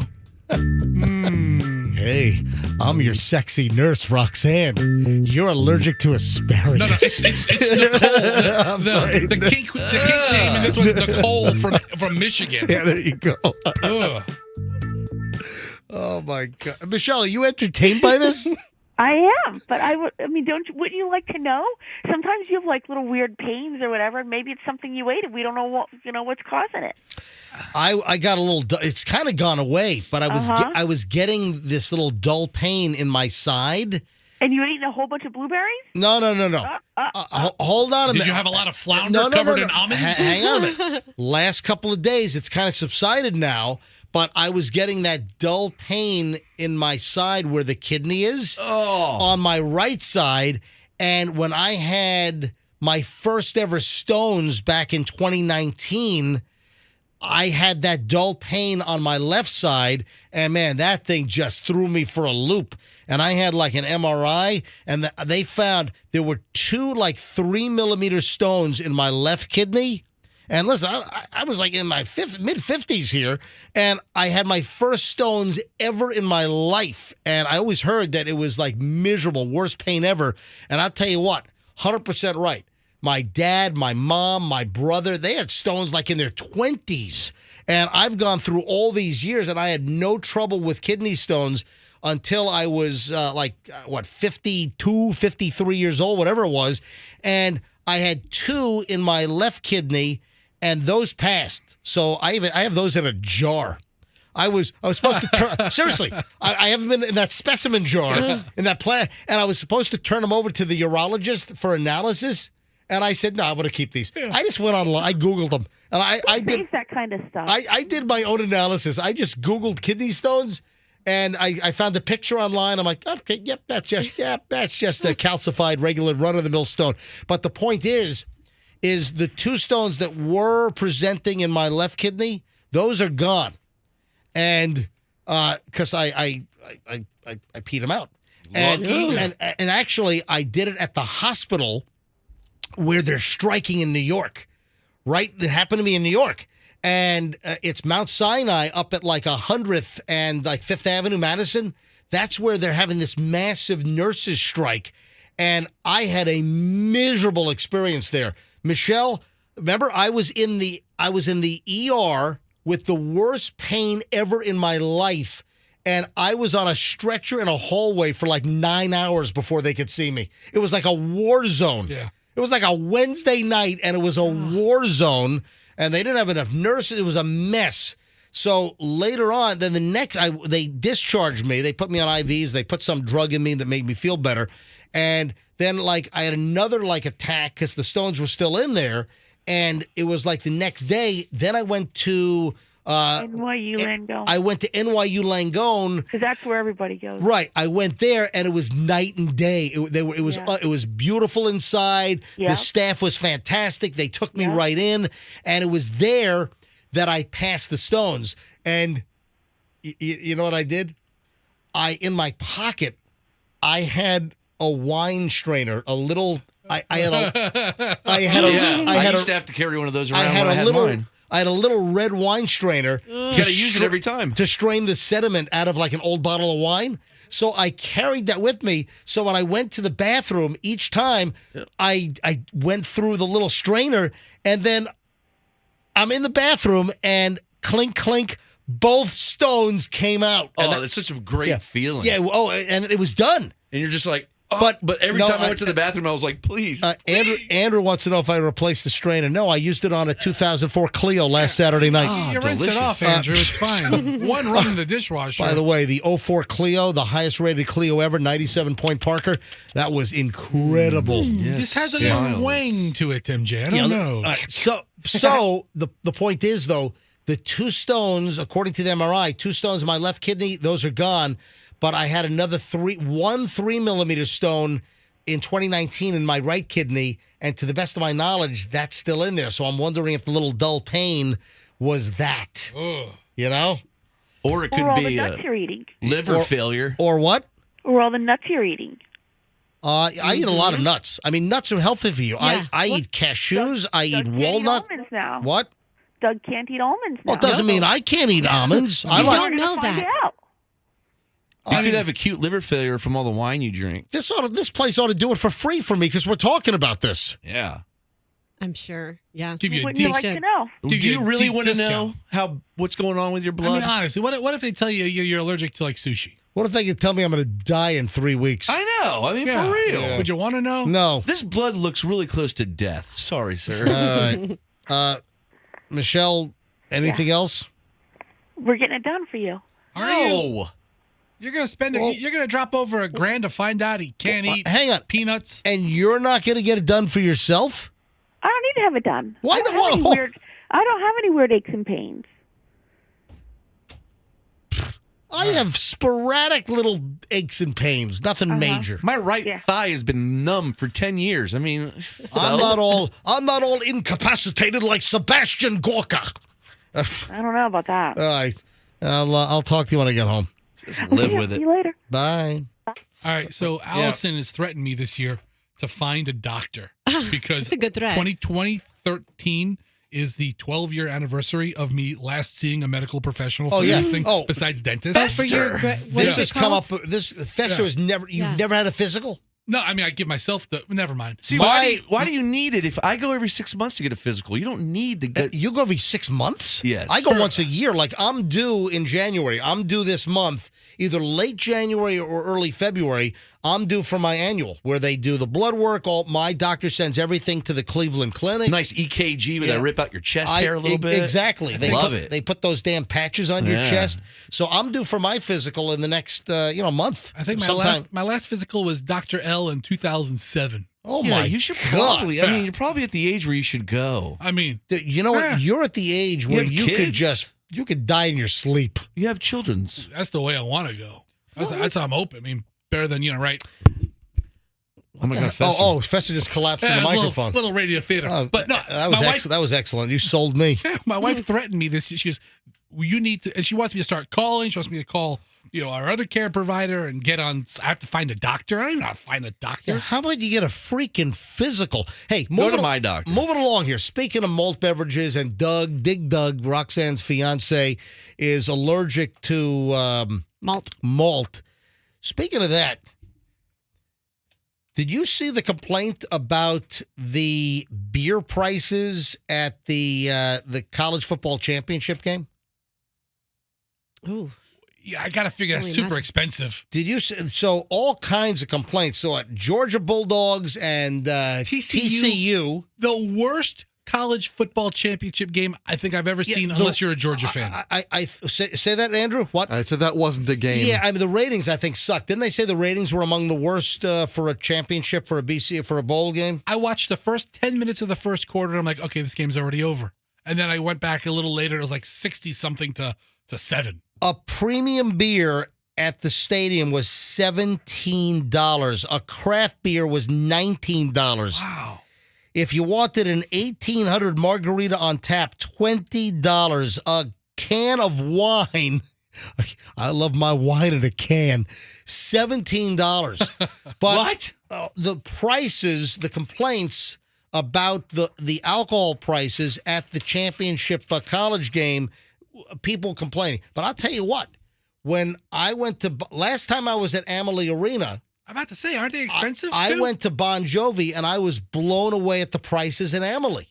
I think the beers, Michelle, and we went with our friends, Mark and Christine, and during one of the Bon Jovi songs, I made the trip to the bar. Hey, who wants beers? And it was like $70, and I can only carry. I think they only would sell me like 2 things. Yeah.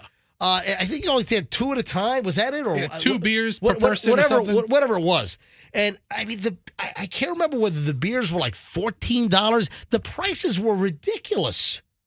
Yeah. Just out of control. And just like highway robbery for the concession prices. We went to a Rays game, and I enjoy it when I go there, but family of 4, it's like, whew, you got to shell out a lot to just have a little dinner, snacks, whatever. Hey, I saw something else which I found intriguing, and I'm sure this is nationwide, but this is a California stat. California senior citizens are ending up in hospitals in droves because of this. Think about it. California senior citizens are ending up in the hospital in massive numbers because of this. Read it one more time slower. Shut up, Ron. California. No, so old folks are getting in the hospital for, I have a guess, and I don't want to say it right off the bat. Well, what do you think it is? I mean, as soon as I hear about old folks in hospitals and knowing how horny they all are, I think about STDs. No. Just because of the villages. No. What was that, Rox? Just because of the villages. I mean, the villages, I think, started that idea in my head. But anytime I see, because senior citizens now, MJ, they're... I don't think you're going to the ER for an STD. It depends, man. All right. That junk is burning. And in 67 years of life, it's never burned before. I'm going to the ER. No, it's not that. Any other guesses before I do the big reveal? Senior citizens in California, hospital visits have jumped 1,800% for this. Can I give a hint? Yeah. Oh, do you know what it is? Yes. Oh, man, not fair. I have a hint. You have a hint? Or you have a guess? Okay, do your guess. What? Golf cart accident? No, that's actually a good guess. Now, would you like Roxanne's free hint? Yes. It's a free hint. Think of something you do every morning during commercial breaks. No, that's not the hint. What? Okay. California sober. California sober. California sober.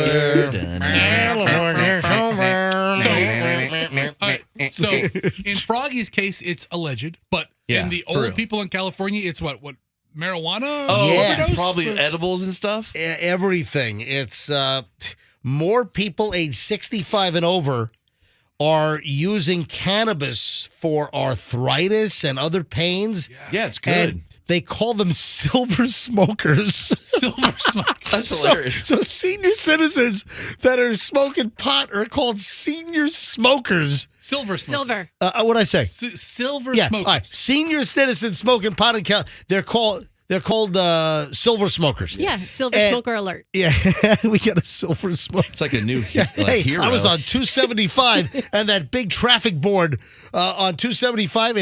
I saw a silver smoker alert.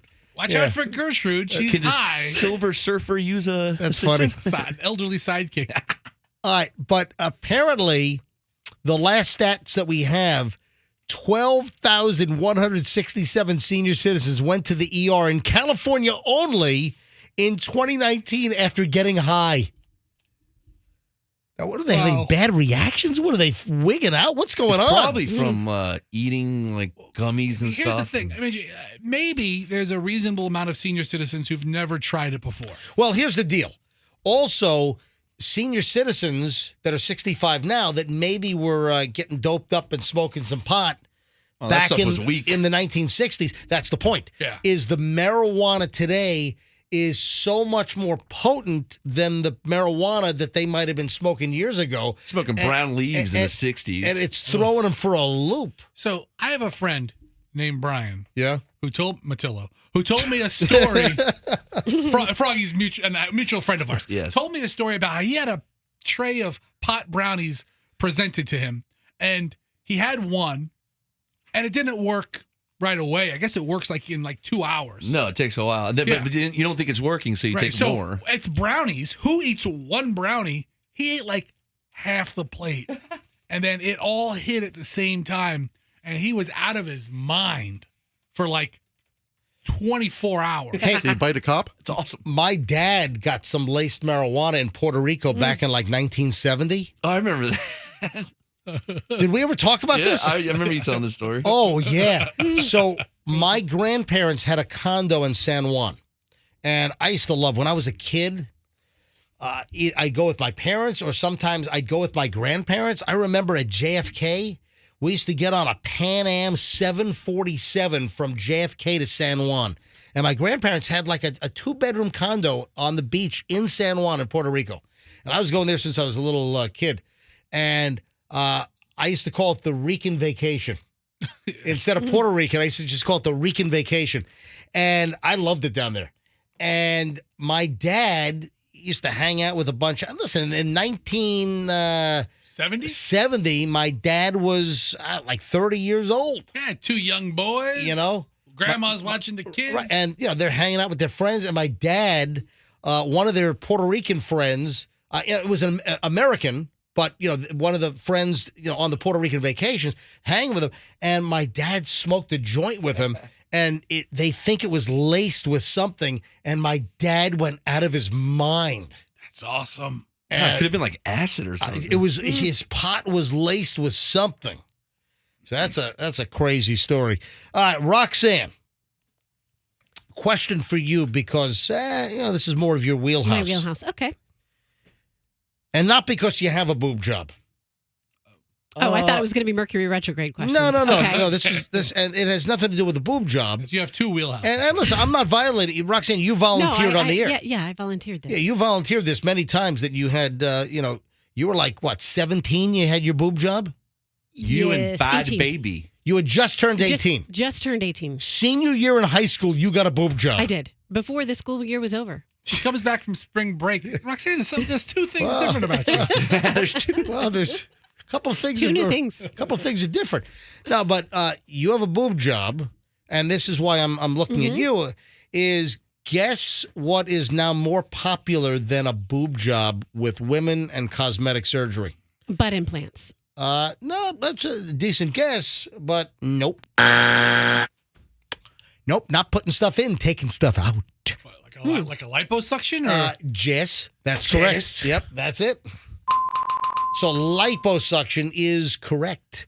Liposuction has now become a more popular procedure than breast augmentation. Interesting. Yeah, I guess, I think a lot of people think with breast implants, they worry that you're going to have to get them taken out eventually. 14.8% of all cosmetic surgeries worldwide are now liposuction, whereas breast augmentation, a boob job, has fallen to just a shade over 13%. So number 1 plastic surgery procedure apparently is now liposuction, overtaking the once number 1 boob job. So now that's just a trend that's... I mean, I think people are still getting their boobs done. They just, more people want liposuction. Guess what the Clearwater police are doing? What? They are handing out free wheel locks to Hyundai owners and Kia owners because of all those cars getting stolen, because of the easy way to steal Hyundais and Kias with that hack. Remember the viral? We talked about this months ago. Right. Thefts were way up because it was so easy to steal those two brands. Right. And it has to do with the easy way. There's a hack to. Remind me of the actual hack. I'm trying to remember what the hack was. It was a really easy electrical connection or was something. Was it like a USB cable or what was the story? USB cable? I'm trying. Maybe I'm just. What was the story? Because I have the story of the Clearwater police. They're giving the free wheel locks to Hyundai and Kia owners because there's a rash of these. So what's the method that I know it was on YouTube and other social media on how to steal a Kia or a Hyundai without using the key? Yeah, I don't know if it was crossing wires or I never saw the video first. Look it up. What is the way? What is the method? But the reason why I'm bringing this up is Clearwater Police is now giving away these free wheel locks to try to prevent the thefts because nationwide this is a problem. And there's a rash of these. In fact, over Christmas time, I got an email or maybe it was an Instagram message from a listener that said, hey, my wife's Kia was just stolen. Do you know about this? And they went on to describe it's a challenge. There's like you got teenagers and young adults. They're like participating in the Steal a Hyundai or Kia challenge. All right. I thought the milk crate challenge was crazy. Yeah, really. This is insane. And now we got the Clearwater Police. Vehicles are targeted without engine immobilizers built before November 1st, 2021. Vehicles built after that date have the immobilizer in. And it was some way to just hack into the ignition system. Some of the Kias and Hyundais made before November of 2021 are missing the anti-theft device that would allow thieves to steal the car. But I'm trying to remember, was there a USB cable involved? What was the hack? Well, hold on, Andrew, what was it?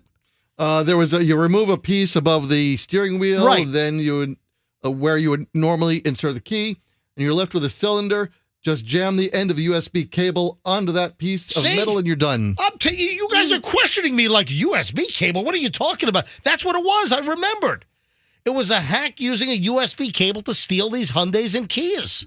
That's a horrible manufacturing error, is it not? Well, they corrected it, but for the time being, yeah. God. And guess what? You know, on the Lexus, you can just steal that with a toothpick. No, I'm kidding. I'm joking. They have a steal now button. So I haven't seen anybody with the club in a long time. That is really good anti-theft I saw a club in a Walmart parking lot recently. Really? Yeah, on an old Chevrolet S10 Jimmy Blazer something or other. Was it a car worth stealing? No. Because that's the thing. No. That's the thing. No. On the few cars I've ever seen the club on, I'm like, I don't know if that was a vehicle worth relieving myself on the back tire. Seriously, it was like me putting a club on my Lincoln. Did you ever use one? The club. The opening crack. All right, we got to take a quick break. Hey, back in a second. Don't move. We got another long chunk of the MJ Morning Show coming up next. And is Tom Brady really going to play next year, but not here? You know, the rumors are heating up that Tom Brady's going to play next year, but not here. That and a whole lot more next on the MJ Morning Show here on Q105. Don't move. Let's talk.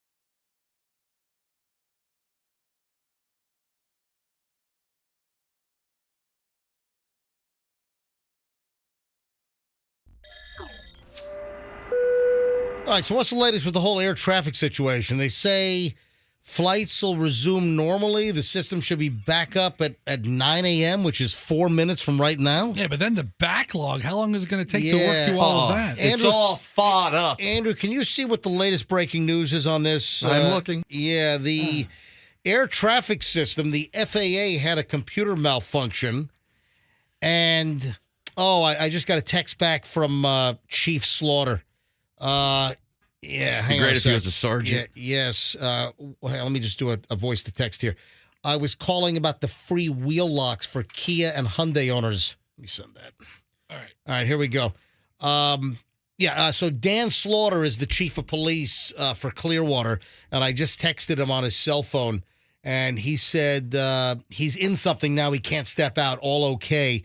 And I just texted him back. Yeah, I was just trying to call him during the commercial break about the free wheel locks that they're giving the affected Kia and Hyundai owners to try to make sure their cars don't get stolen with, again, this Kia Hyundai theft challenge for these cars built before, what was it, November of 21? Yes. Where the ignitions have this hackable deal where you can steal the damn car with a USB cable.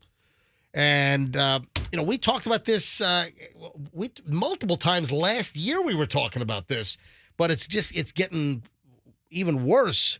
And I'm hearing from more and more listeners that are having their cars ripped off. So the air traffic control system, Andrew, do you have any update on the, they're saying, 9 o'clock? I'm not seeing an update posted yet.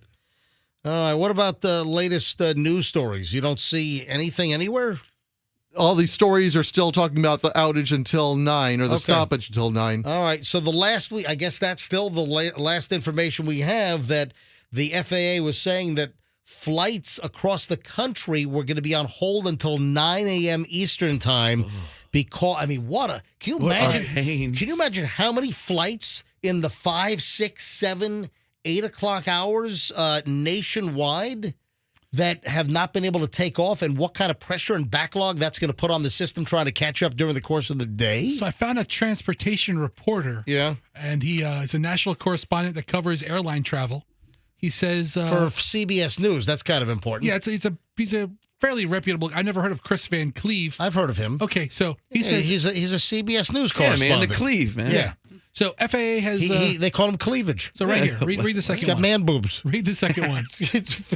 His name is Chris Van Cleavage. I'm surprised I don't know. Hold on, Andrew. Yeah, Andrew, answer the phone in a second. What do you need? I'm seeing that U.S.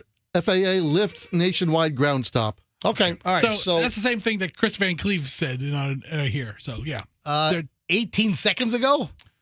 Yeah. American Air tells me they've begun boarding some flights after the ground stop was lifted at approximately 8:50. All right, so it looks like the FAA just lifted the nationwide ground stop 8.5 minutes ago, 9 minutes ago. So look at that. They got things going even before 9 o'clock, which is very, very, very rare for the government to come in early on or cheaper than. Well, government and airlines. I mean, if it's anything airline related, no. This is all government though. It's the FAA that's causing the ground stop. All right, where was I?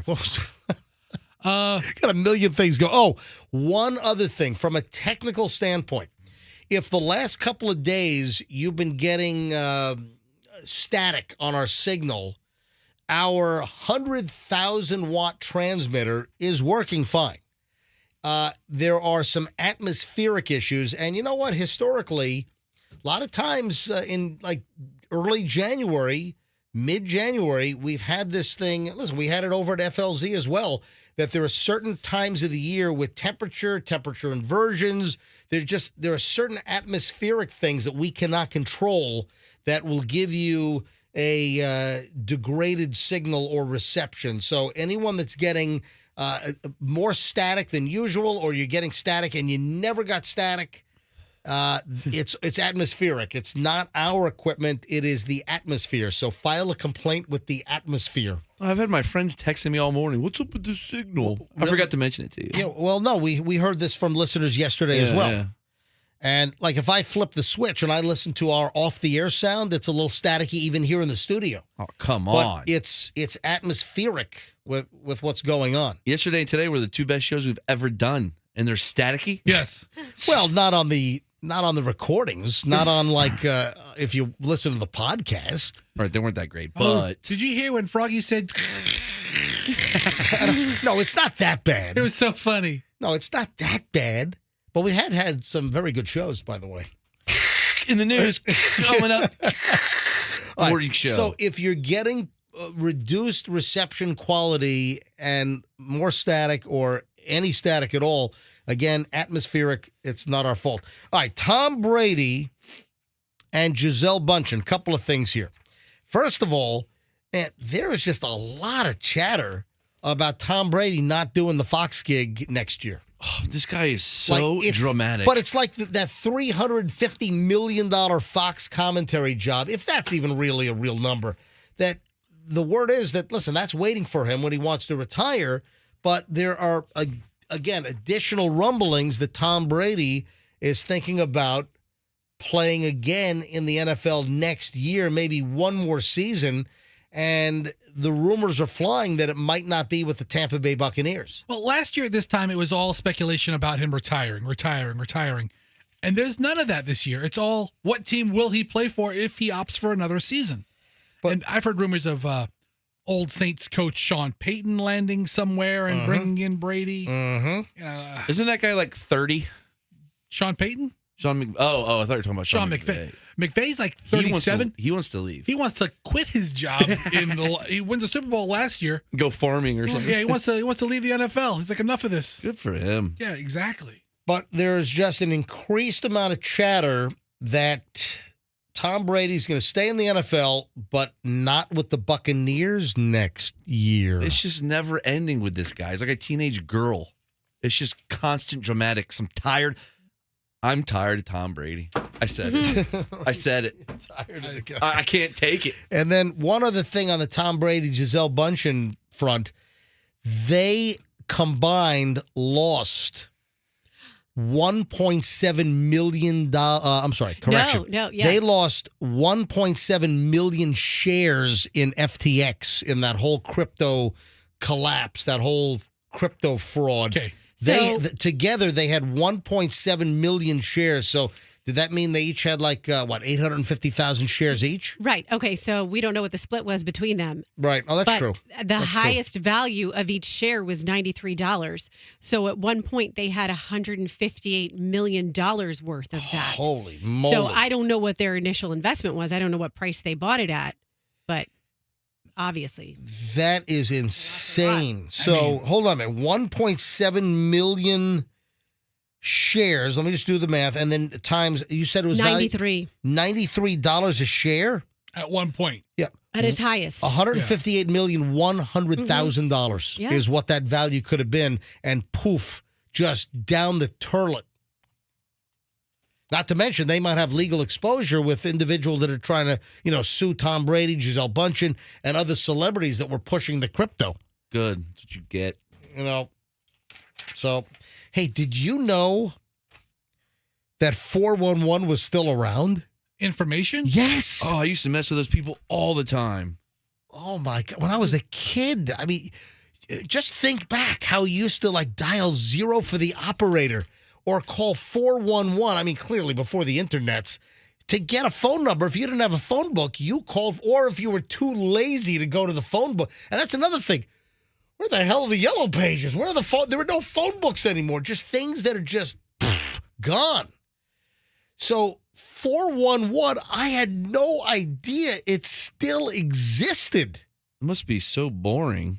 You sit there and get one call a day. Now, what happens? Now, I'm on my cell phone. I've got Verizon cell service. I don't even know. What happens if I dial 411? So the lady's going to go, yeah, what number are you looking for? Let me see. Hang on. I'm going to do it right now. Verizon Wireless 411 search. This call may be monitored or recorded. Oh, wow. So wait a minute. Is it? I just hung up on it. Do I get a real person or is it automated? I don't know. You should have stayed on another couple of seconds. All right. Hang on a sec. I'll do it again. I never heard that. Either have I. Hold on. Let me put this back on. Verizon Wireless 411 search. This call may be monitored or recorded. City and state, please. Okay, so it's automated. Paducah, Kentucky.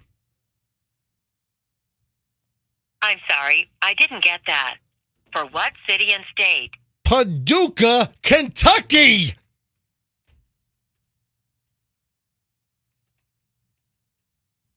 All right. Hello? One moment for an operator. Okay. So they send you to somebody regionally. Oh, so wait a minute. Hello. Oh, okay. Was it going to try to serve me automated and then it didn't understand me, or it sends you to an operator? I don't know. You're too busy yelling Paducah, Kentucky.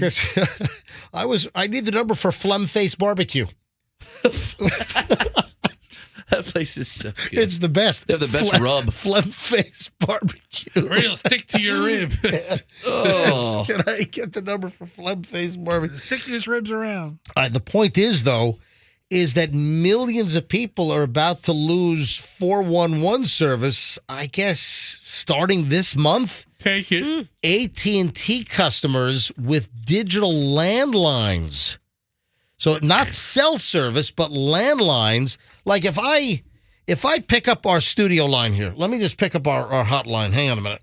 Okay. All right, dial 9. And then I've hit 411 here. What happens? This is on a landline.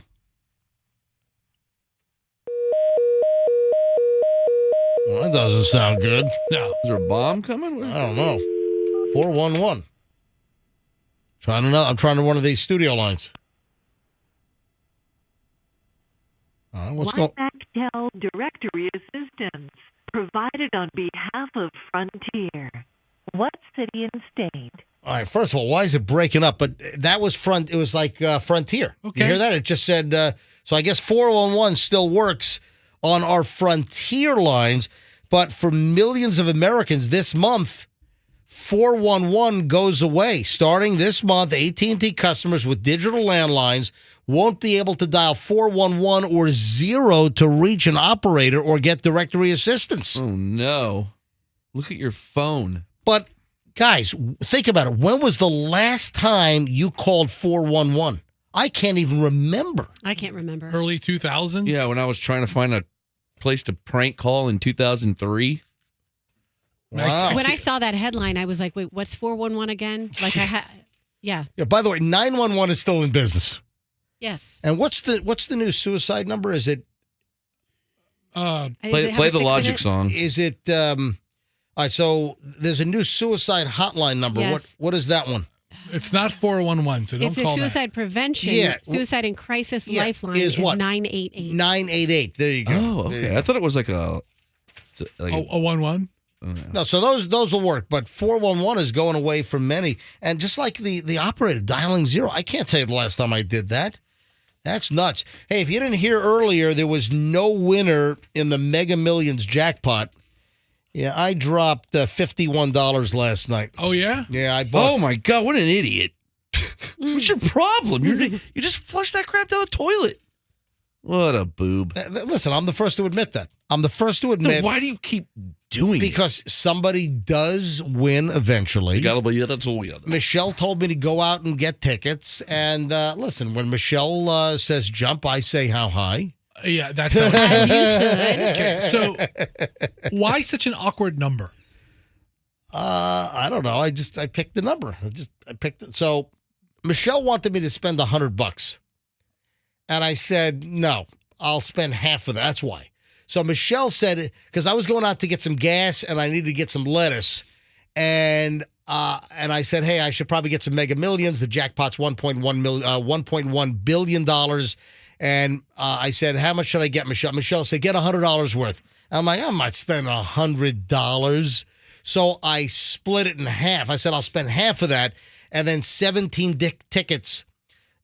What? No, you just said dick. I almost said you did. 17 dick tickets. So wow. 17 tickets. Wow. So, 17 tickets with the multiplier was $51. So that's what. So 17 tickets made 51, and I spent half of 100. That's how I got there. Right. So I am currently in a conglomerate pool of tickets. We had 540 tickets for last night. What? Ooh. Really? Yes. Oh, this is not here. This everybody is General RV? Yeah, all the salesmen at General RV put in $20, and we have Greg Green goes out and buys all the tickets. Who the hell's Greg Green? Oh, Greg. He's like a a mediocre salesman and the lottery guy. He does mediocre salesman. I'm sure he appreciates that. He does the lottery pool. He does the lottery pool for the store. But he comes around over the weekend. He's like, "Hey, I need $20 by Tuesday." So I gave it to him. He's like the Joan of General RV. Yes. Now, Joan works here. She used to work with us over at Clear Channel years ago. Joan. And Joan ran she recently, she hit like a $5,000 winner. Yeah, and only cost her $100,000 to get it. To get there. But so Fester, for those that don't know, Fester obviously on the MJ Morning Show, but Fester has another job where he's been selling RVs at General RV off of I-4 in Dover for years now. And how many tickets they buy? So we had $20 a head. Yeah. At you okay? No, $20. You're stroking out over there? We had 27 guys or 27 people in it at $20. So 540 tickets. Just doing the math. All right. And we didn't get the multiplier. We just got the straight tickets. Oh, you got to get the multiplier. It's worth the extra buck.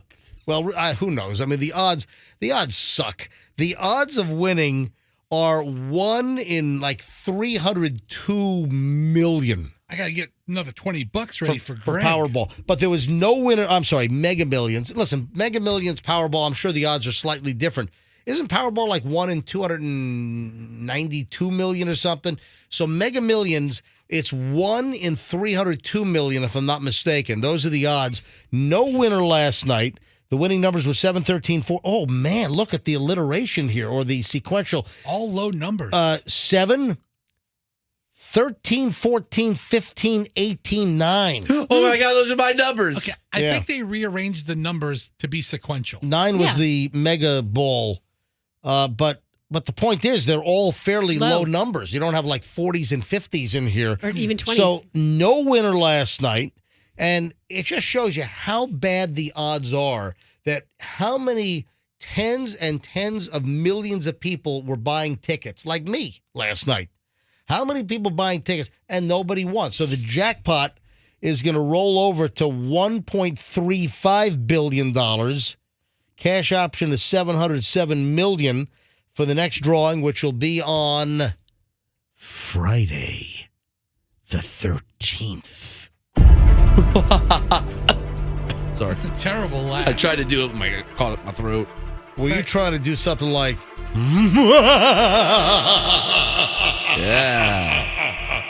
Vincent Price in here? Yeah, exactly. So Friday night drawing will be $1.35 billion, and that's what's published now. It'll probably climb higher. So that's an enormous jackpot, and someone's going to win it eventually. But again, the odds absolutely suck. Hey, this missing real estate agent and the creepy cretin husband, are you following some of the details on this? I'm following it loosely, but it kind of caught my attention last night when a couple of the husband's actions came to light. Anna Walsh, is that how you say her name? Yeah. Anna Walsh, and her husband is the prime suspect here. I mean, this is crazy. So this guy is textbook of what not to do if you're trying to make someone disappear. This guy, his wife is missing, and it turns out that he bought $450 worth of cleaning supplies at Home Depot. Come on, man. Does he have a cleaning service? Wait a second. Hold on. Hey, so what did he need $450 worth of cleaning supplies for? Well, this rocket surgeon, this guy also apparently did an internet search for how to dismember a 115-pound female body. That's very specific. I'm sorry for laughing. That's awful. Yeah, what is wrong with you? I just had a nervous. What is reaction to wrong that. with you? You're terrible. You're a horrible. Yeah, no, but I mean that's kind of giving a big clue to the FBI agents because digital forensics don't lie. Well, thank you. He searched. Fester, After Roxanne laughs at the searching. That is terrible. So this guy's clearly a psychopath. Fester, what was the actual verbiage that he searched for? Because this came out. There are reports. Fester, you had it earlier. I did, but it was 7 hours ago. But I told you to leave the window open. Yeah, we don't leave them all open all day, but he searched how to dismember a 115-pound female body. Did you look up how to butcher like a cow or something? And then he goes and buys $450 worth of cleaning supplies from a Home Depot. Well, and she's missing. This is up in. She's 5'2", 115 pounds. Yeah, 5'2", 115. He actually asked her to get on the scale before he did his search. This is a terrible story. Anna Walsh's husband Brian is clearly the prime suspect here, and. There was video of them combing through piles of trash yesterday, and they found a hacksaw with bloodstains. So this guy's going down. Yeah, this marriage was a mess. I mean, clearly, you think? Yeah, I don't think things were going good. Prosecutors revealed a bloody knife was found in the family's basement. This is the Quincy, Massachusetts. District Courthouse, where prosecutors revealed this. Yeah, the real estate executive Anna Walsh vanished New Year's Day, and her husband, with whom she shares 3 children, was arrested Sunday. He was arrested on a charge that he misled investigators about his whereabouts. He was arraigned Monday in Quincy District Court for misleading police. Sources also told CNN that investigators had turned their focus from a missing person case to the suspicion that she might have been killed, which is terrible. Prosecutor Lynn Beland said Monday investigators had found blood in the basement of the family's Cohasset home about 20 miles to the southeast of Boston. What a nightmare. And then this guy leaving all kinds of clues, buying all the cleaning supplies. And I mean, listen, what else do you need to know? Doing a Google search for how to dismember a 115-pound female body. I mean, what kind of excuse do you think he's going to use to explain that? Is he going to say someone borrowed his computer? Oh, no, I'm writing a book. Well, I was going to say, that's my next guess. I'm writing a novel. Research for a crime novel he's writing? It's the old Pete Townsend defense. I was doing it for research. Oh, that's right. Pete Townsend from The Who. That was child porn. He was involved. Seriously, he was involved with. Wasn't he accused of searching for like child porn, kitty porn? It was research for an art project. Or he was trying to do research in order to. What did he say? Some sort of art project. Was it that, or he was trying to like familiarize himself with like the illegality of some of the sickos out there? It was some kind of some crazy excuse that he got away with. He sort of got away with that. Not sort of. I mean, he did. Won't get fooled again. Gotcha. Yeah. I'm just trying to figure out if I have time to do this here. I probably don't. All right. I've got a pile of stuff that we'll get to in the final chunk of the MJ Morning Show next. So we've got I'm breaking right on time here. So we're going to have a long segment next, including a warning. People are doing this, and it's so silly. And this happened while I was on vacation, and I've had this on the list to bring up. And this is an MJ Morning Show warning. So when we get back, you got to hear this. Don't do this. And there's one element of this that really pisses me off. And it's just grossly unfortunate. What am I talking about? It happens locally all the time. Are you doing this? Well, you'll find out what I'm talking about next on the MJ Morning Show on Q105. Stand by, please.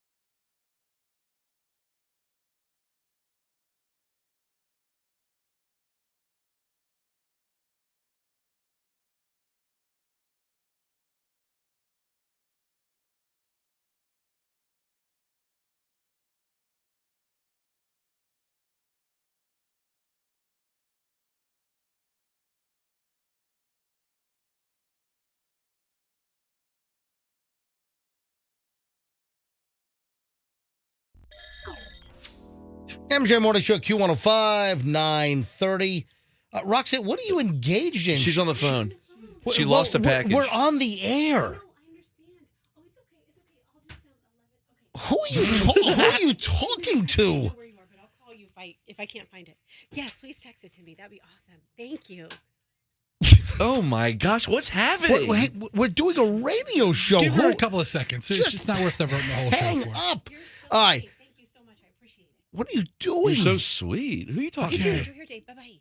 What is that? That's so awesome. Okay, so do you guys remember when I had a package that I lost that was worth like probably $300 some? No, I don't. And it was a UPS package, and they kept telling me it was delivered. And no, it wasn't. And I even did one of those fraud reports or whatever reports that you do online and didn't hear back anything. They just keep saying, nope, we dropped it off. Well, comes to find out, this woman just called me. I never answer numbers I don't recognize. Right. I just, on a whim, decided to answer it, and I answered with a British accent in case it was like a solicitor or something. How did that sound? Because that's really going to throw them That's off. gonna throw 'em off? I'm going to answer my phone with a British accent if it's a phone number I don't recognize on the caller ID. How did that sound? Because that's your security. That's your security procedure. Yes, because then if they're trying to capture your hello and like use it like get out of fraudulently, here. then you've disguised it. Yeah. I do the same thing, but in an elderly voice. And when I find out it's like a solicitation, I tell them that I'm in prison or I died. I died. Yes, we're Sorry. looking for Dominic. He's in prison right now. All right, so the ground stop is over. The air traffic system should be running again. I was just looking at my Flight Radar 24 to see what was going on at Tampa International. I see a United flight, Tampa to San Francisco, is sitting at the end of the runway. It doesn't. I'm trying to see if anything's taking off. Wait a second. Hell, I got a NetJet that's taking off right now.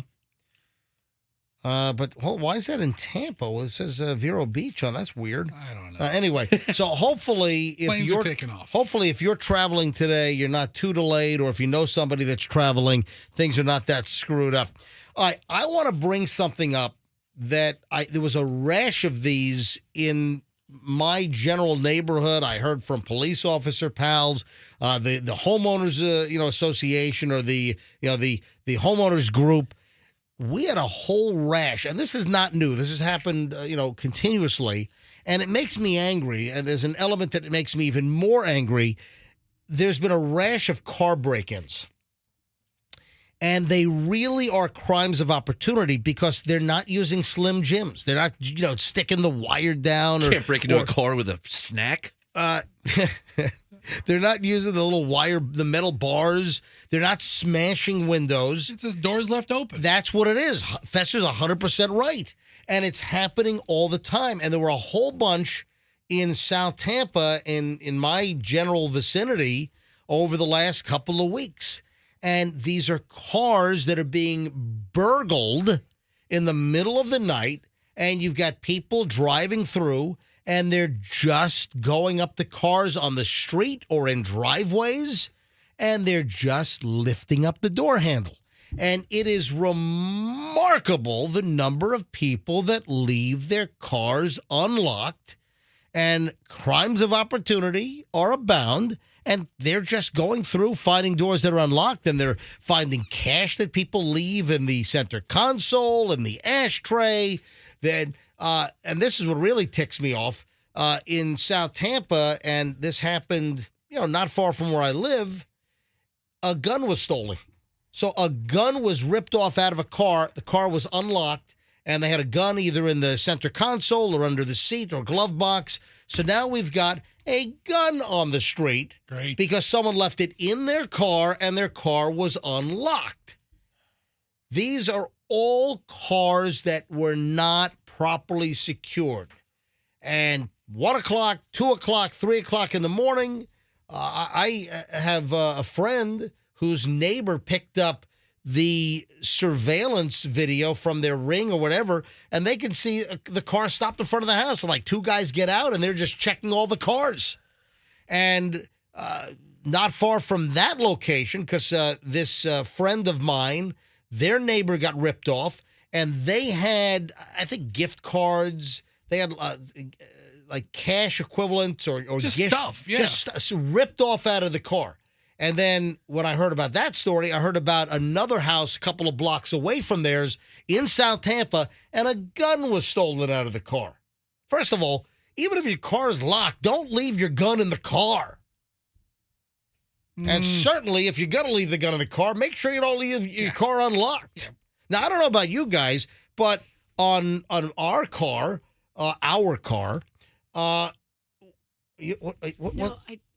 what? Nothing. Go continue. I was just about to cough. Oh, okay. Really loud. I was trying to push it in. No, you looked at me and then you put your hand over your mouth like I said something egregious or something. It was her actually starving herself of oxygen. Don't hold it down too long. It'll come out as a fart. On our vehicle. That's true.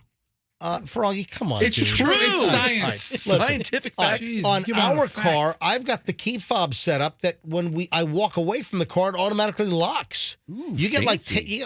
your car has it too. Not mine. Yeah, no, your wife's X5 has it. I don't know. I've never been in it. You walk away from the car, you can set it so you're like 10 feet away from the car, and it automatically locks. My door's open when I leave. That just angers me. That really ticks me off when I hear that a gun is on the street now in the hands of bad guys because someone left a gun in their car and didn't lock the car. That just sucks. Like every week on our Ring door, like neighborhood chat or whatever, it'll say, saw these guys checking door handles last night. It's like, people do it every night. That's all you got to do. I didn't watch a lick of this, but I guess the Golden Globes were back on TV last night. I have no idea who won. It's the Golden Globes. It's the Foreign Press Association. And remember, they were like Me Too'd. Remember the Golden Globes were canceled. It wasn't Me Too as much as it was diversity. Yeah, that's what I'm talking about. Yeah, well, I mean, all right. They were canceled, right. The Golden Globes were canceled because there was a whole report on the total lack of diversity in the nominations.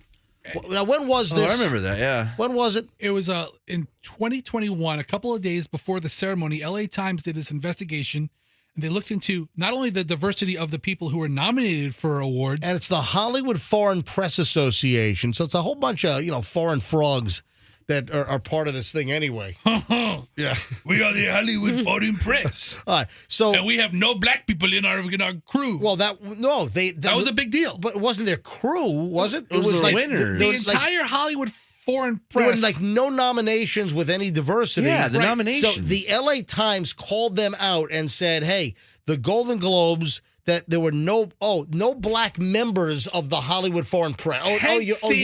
No nominations. Right. So there were not a lot of nominations with black actors, but then there were no like black people in the Foreign Press Association, right? To nominate people of diverse races and ethnicities. Yeah, I'm glad you're setting the record straight on this because it's funny how your brain plays these memory tricks on you. I thought it was a Me Too issue too, like globes, globes, like boobs. Offensive. Well, I will touch your Golden Globes. The Golden Globes were back last night, and I have no idea who won. However, I guess Eddie Murphy was there, and he actually said something pretty funny. I'm going to wrap it up and just say something to... Now, what the hell did he win? Can you look it up? I have no idea. I'm just not interested. I don't give a flying crap at the Hollywood Foreign Press Association. Even before the con, I never cared about the Golden Globe. The only thing about the Golden Globes is you had a setup where the stars were just sitting there getting liquored up because they were able to drink they were like sitting at cocktail tables. Dinner tables. Yeah, dinner tables. And that was the only thing that was somewhat entertaining because you might get somebody all liquored up. Eddie Murphy. He won the Cecil B. DeMille Award. The Cecil. Whoever. He won the Cecil B. DeMille. Seasonal? Say it again? Did you say seasonal award? He said Cecil. Cecil. Oh, Cecil. Yeah.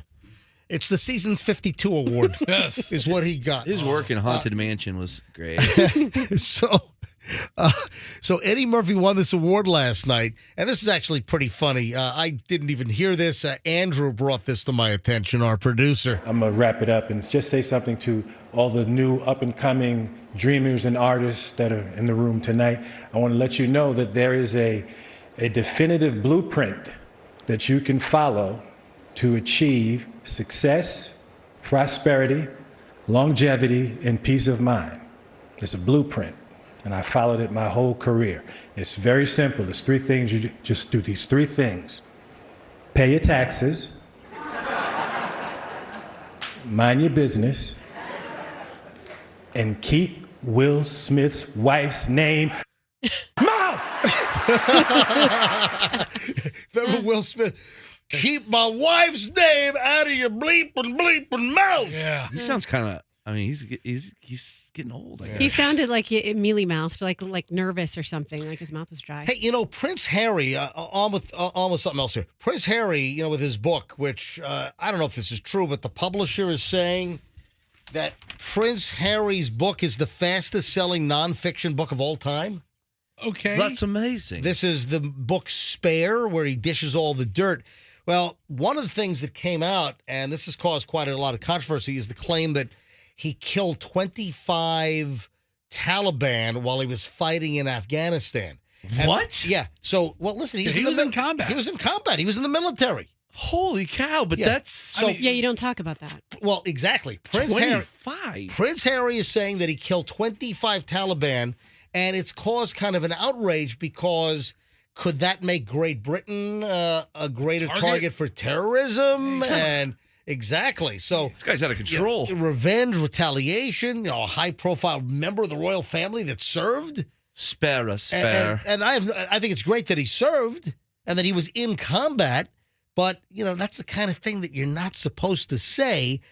And he was on with Stephen Colbert, pushing the book. And he says that it's all taken out of context. There's some veterans in the house tonight. I think one of the most, look, I'm not going to lie, the last few days have been hurtful and challenging. Not being able to do anything about those leaks that you referred to. But perhaps not perhaps, without doubt, the most dangerous lie that they have told is that I somehow boasted about the number of people that I killed in Afghanistan. I would say that if I heard anyone boasting about that kind of thing, I would be angry. But it's a lie. And hopefully, now that the book is out, people will be able to see the context. Yes. And it's really troubling and very disturbing that they can get away with it. All right, so he's claiming it was taken out of context. It wasn't like, here's just one line. They had the whole section. They ripped it away and just said, here it is. He's boasting on this. When, as you say, that you've read it, and everybody else will hopefully be able to have a chance to read it. And that's dangerous. And my words are not dangerous, but the spin of my words are very dangerous. Dangerous because it makes you a increased target, those around you that you love. And that is a choice they've made. And then I think his loose lips are pretty dangerous. Well, there's been a lot of loose lips between Nutmeg, Meghan Markle, and him. Someone asked me a question while I was still in Afghanistan, if I had killed anybody from an attack helicopter. And I said yes.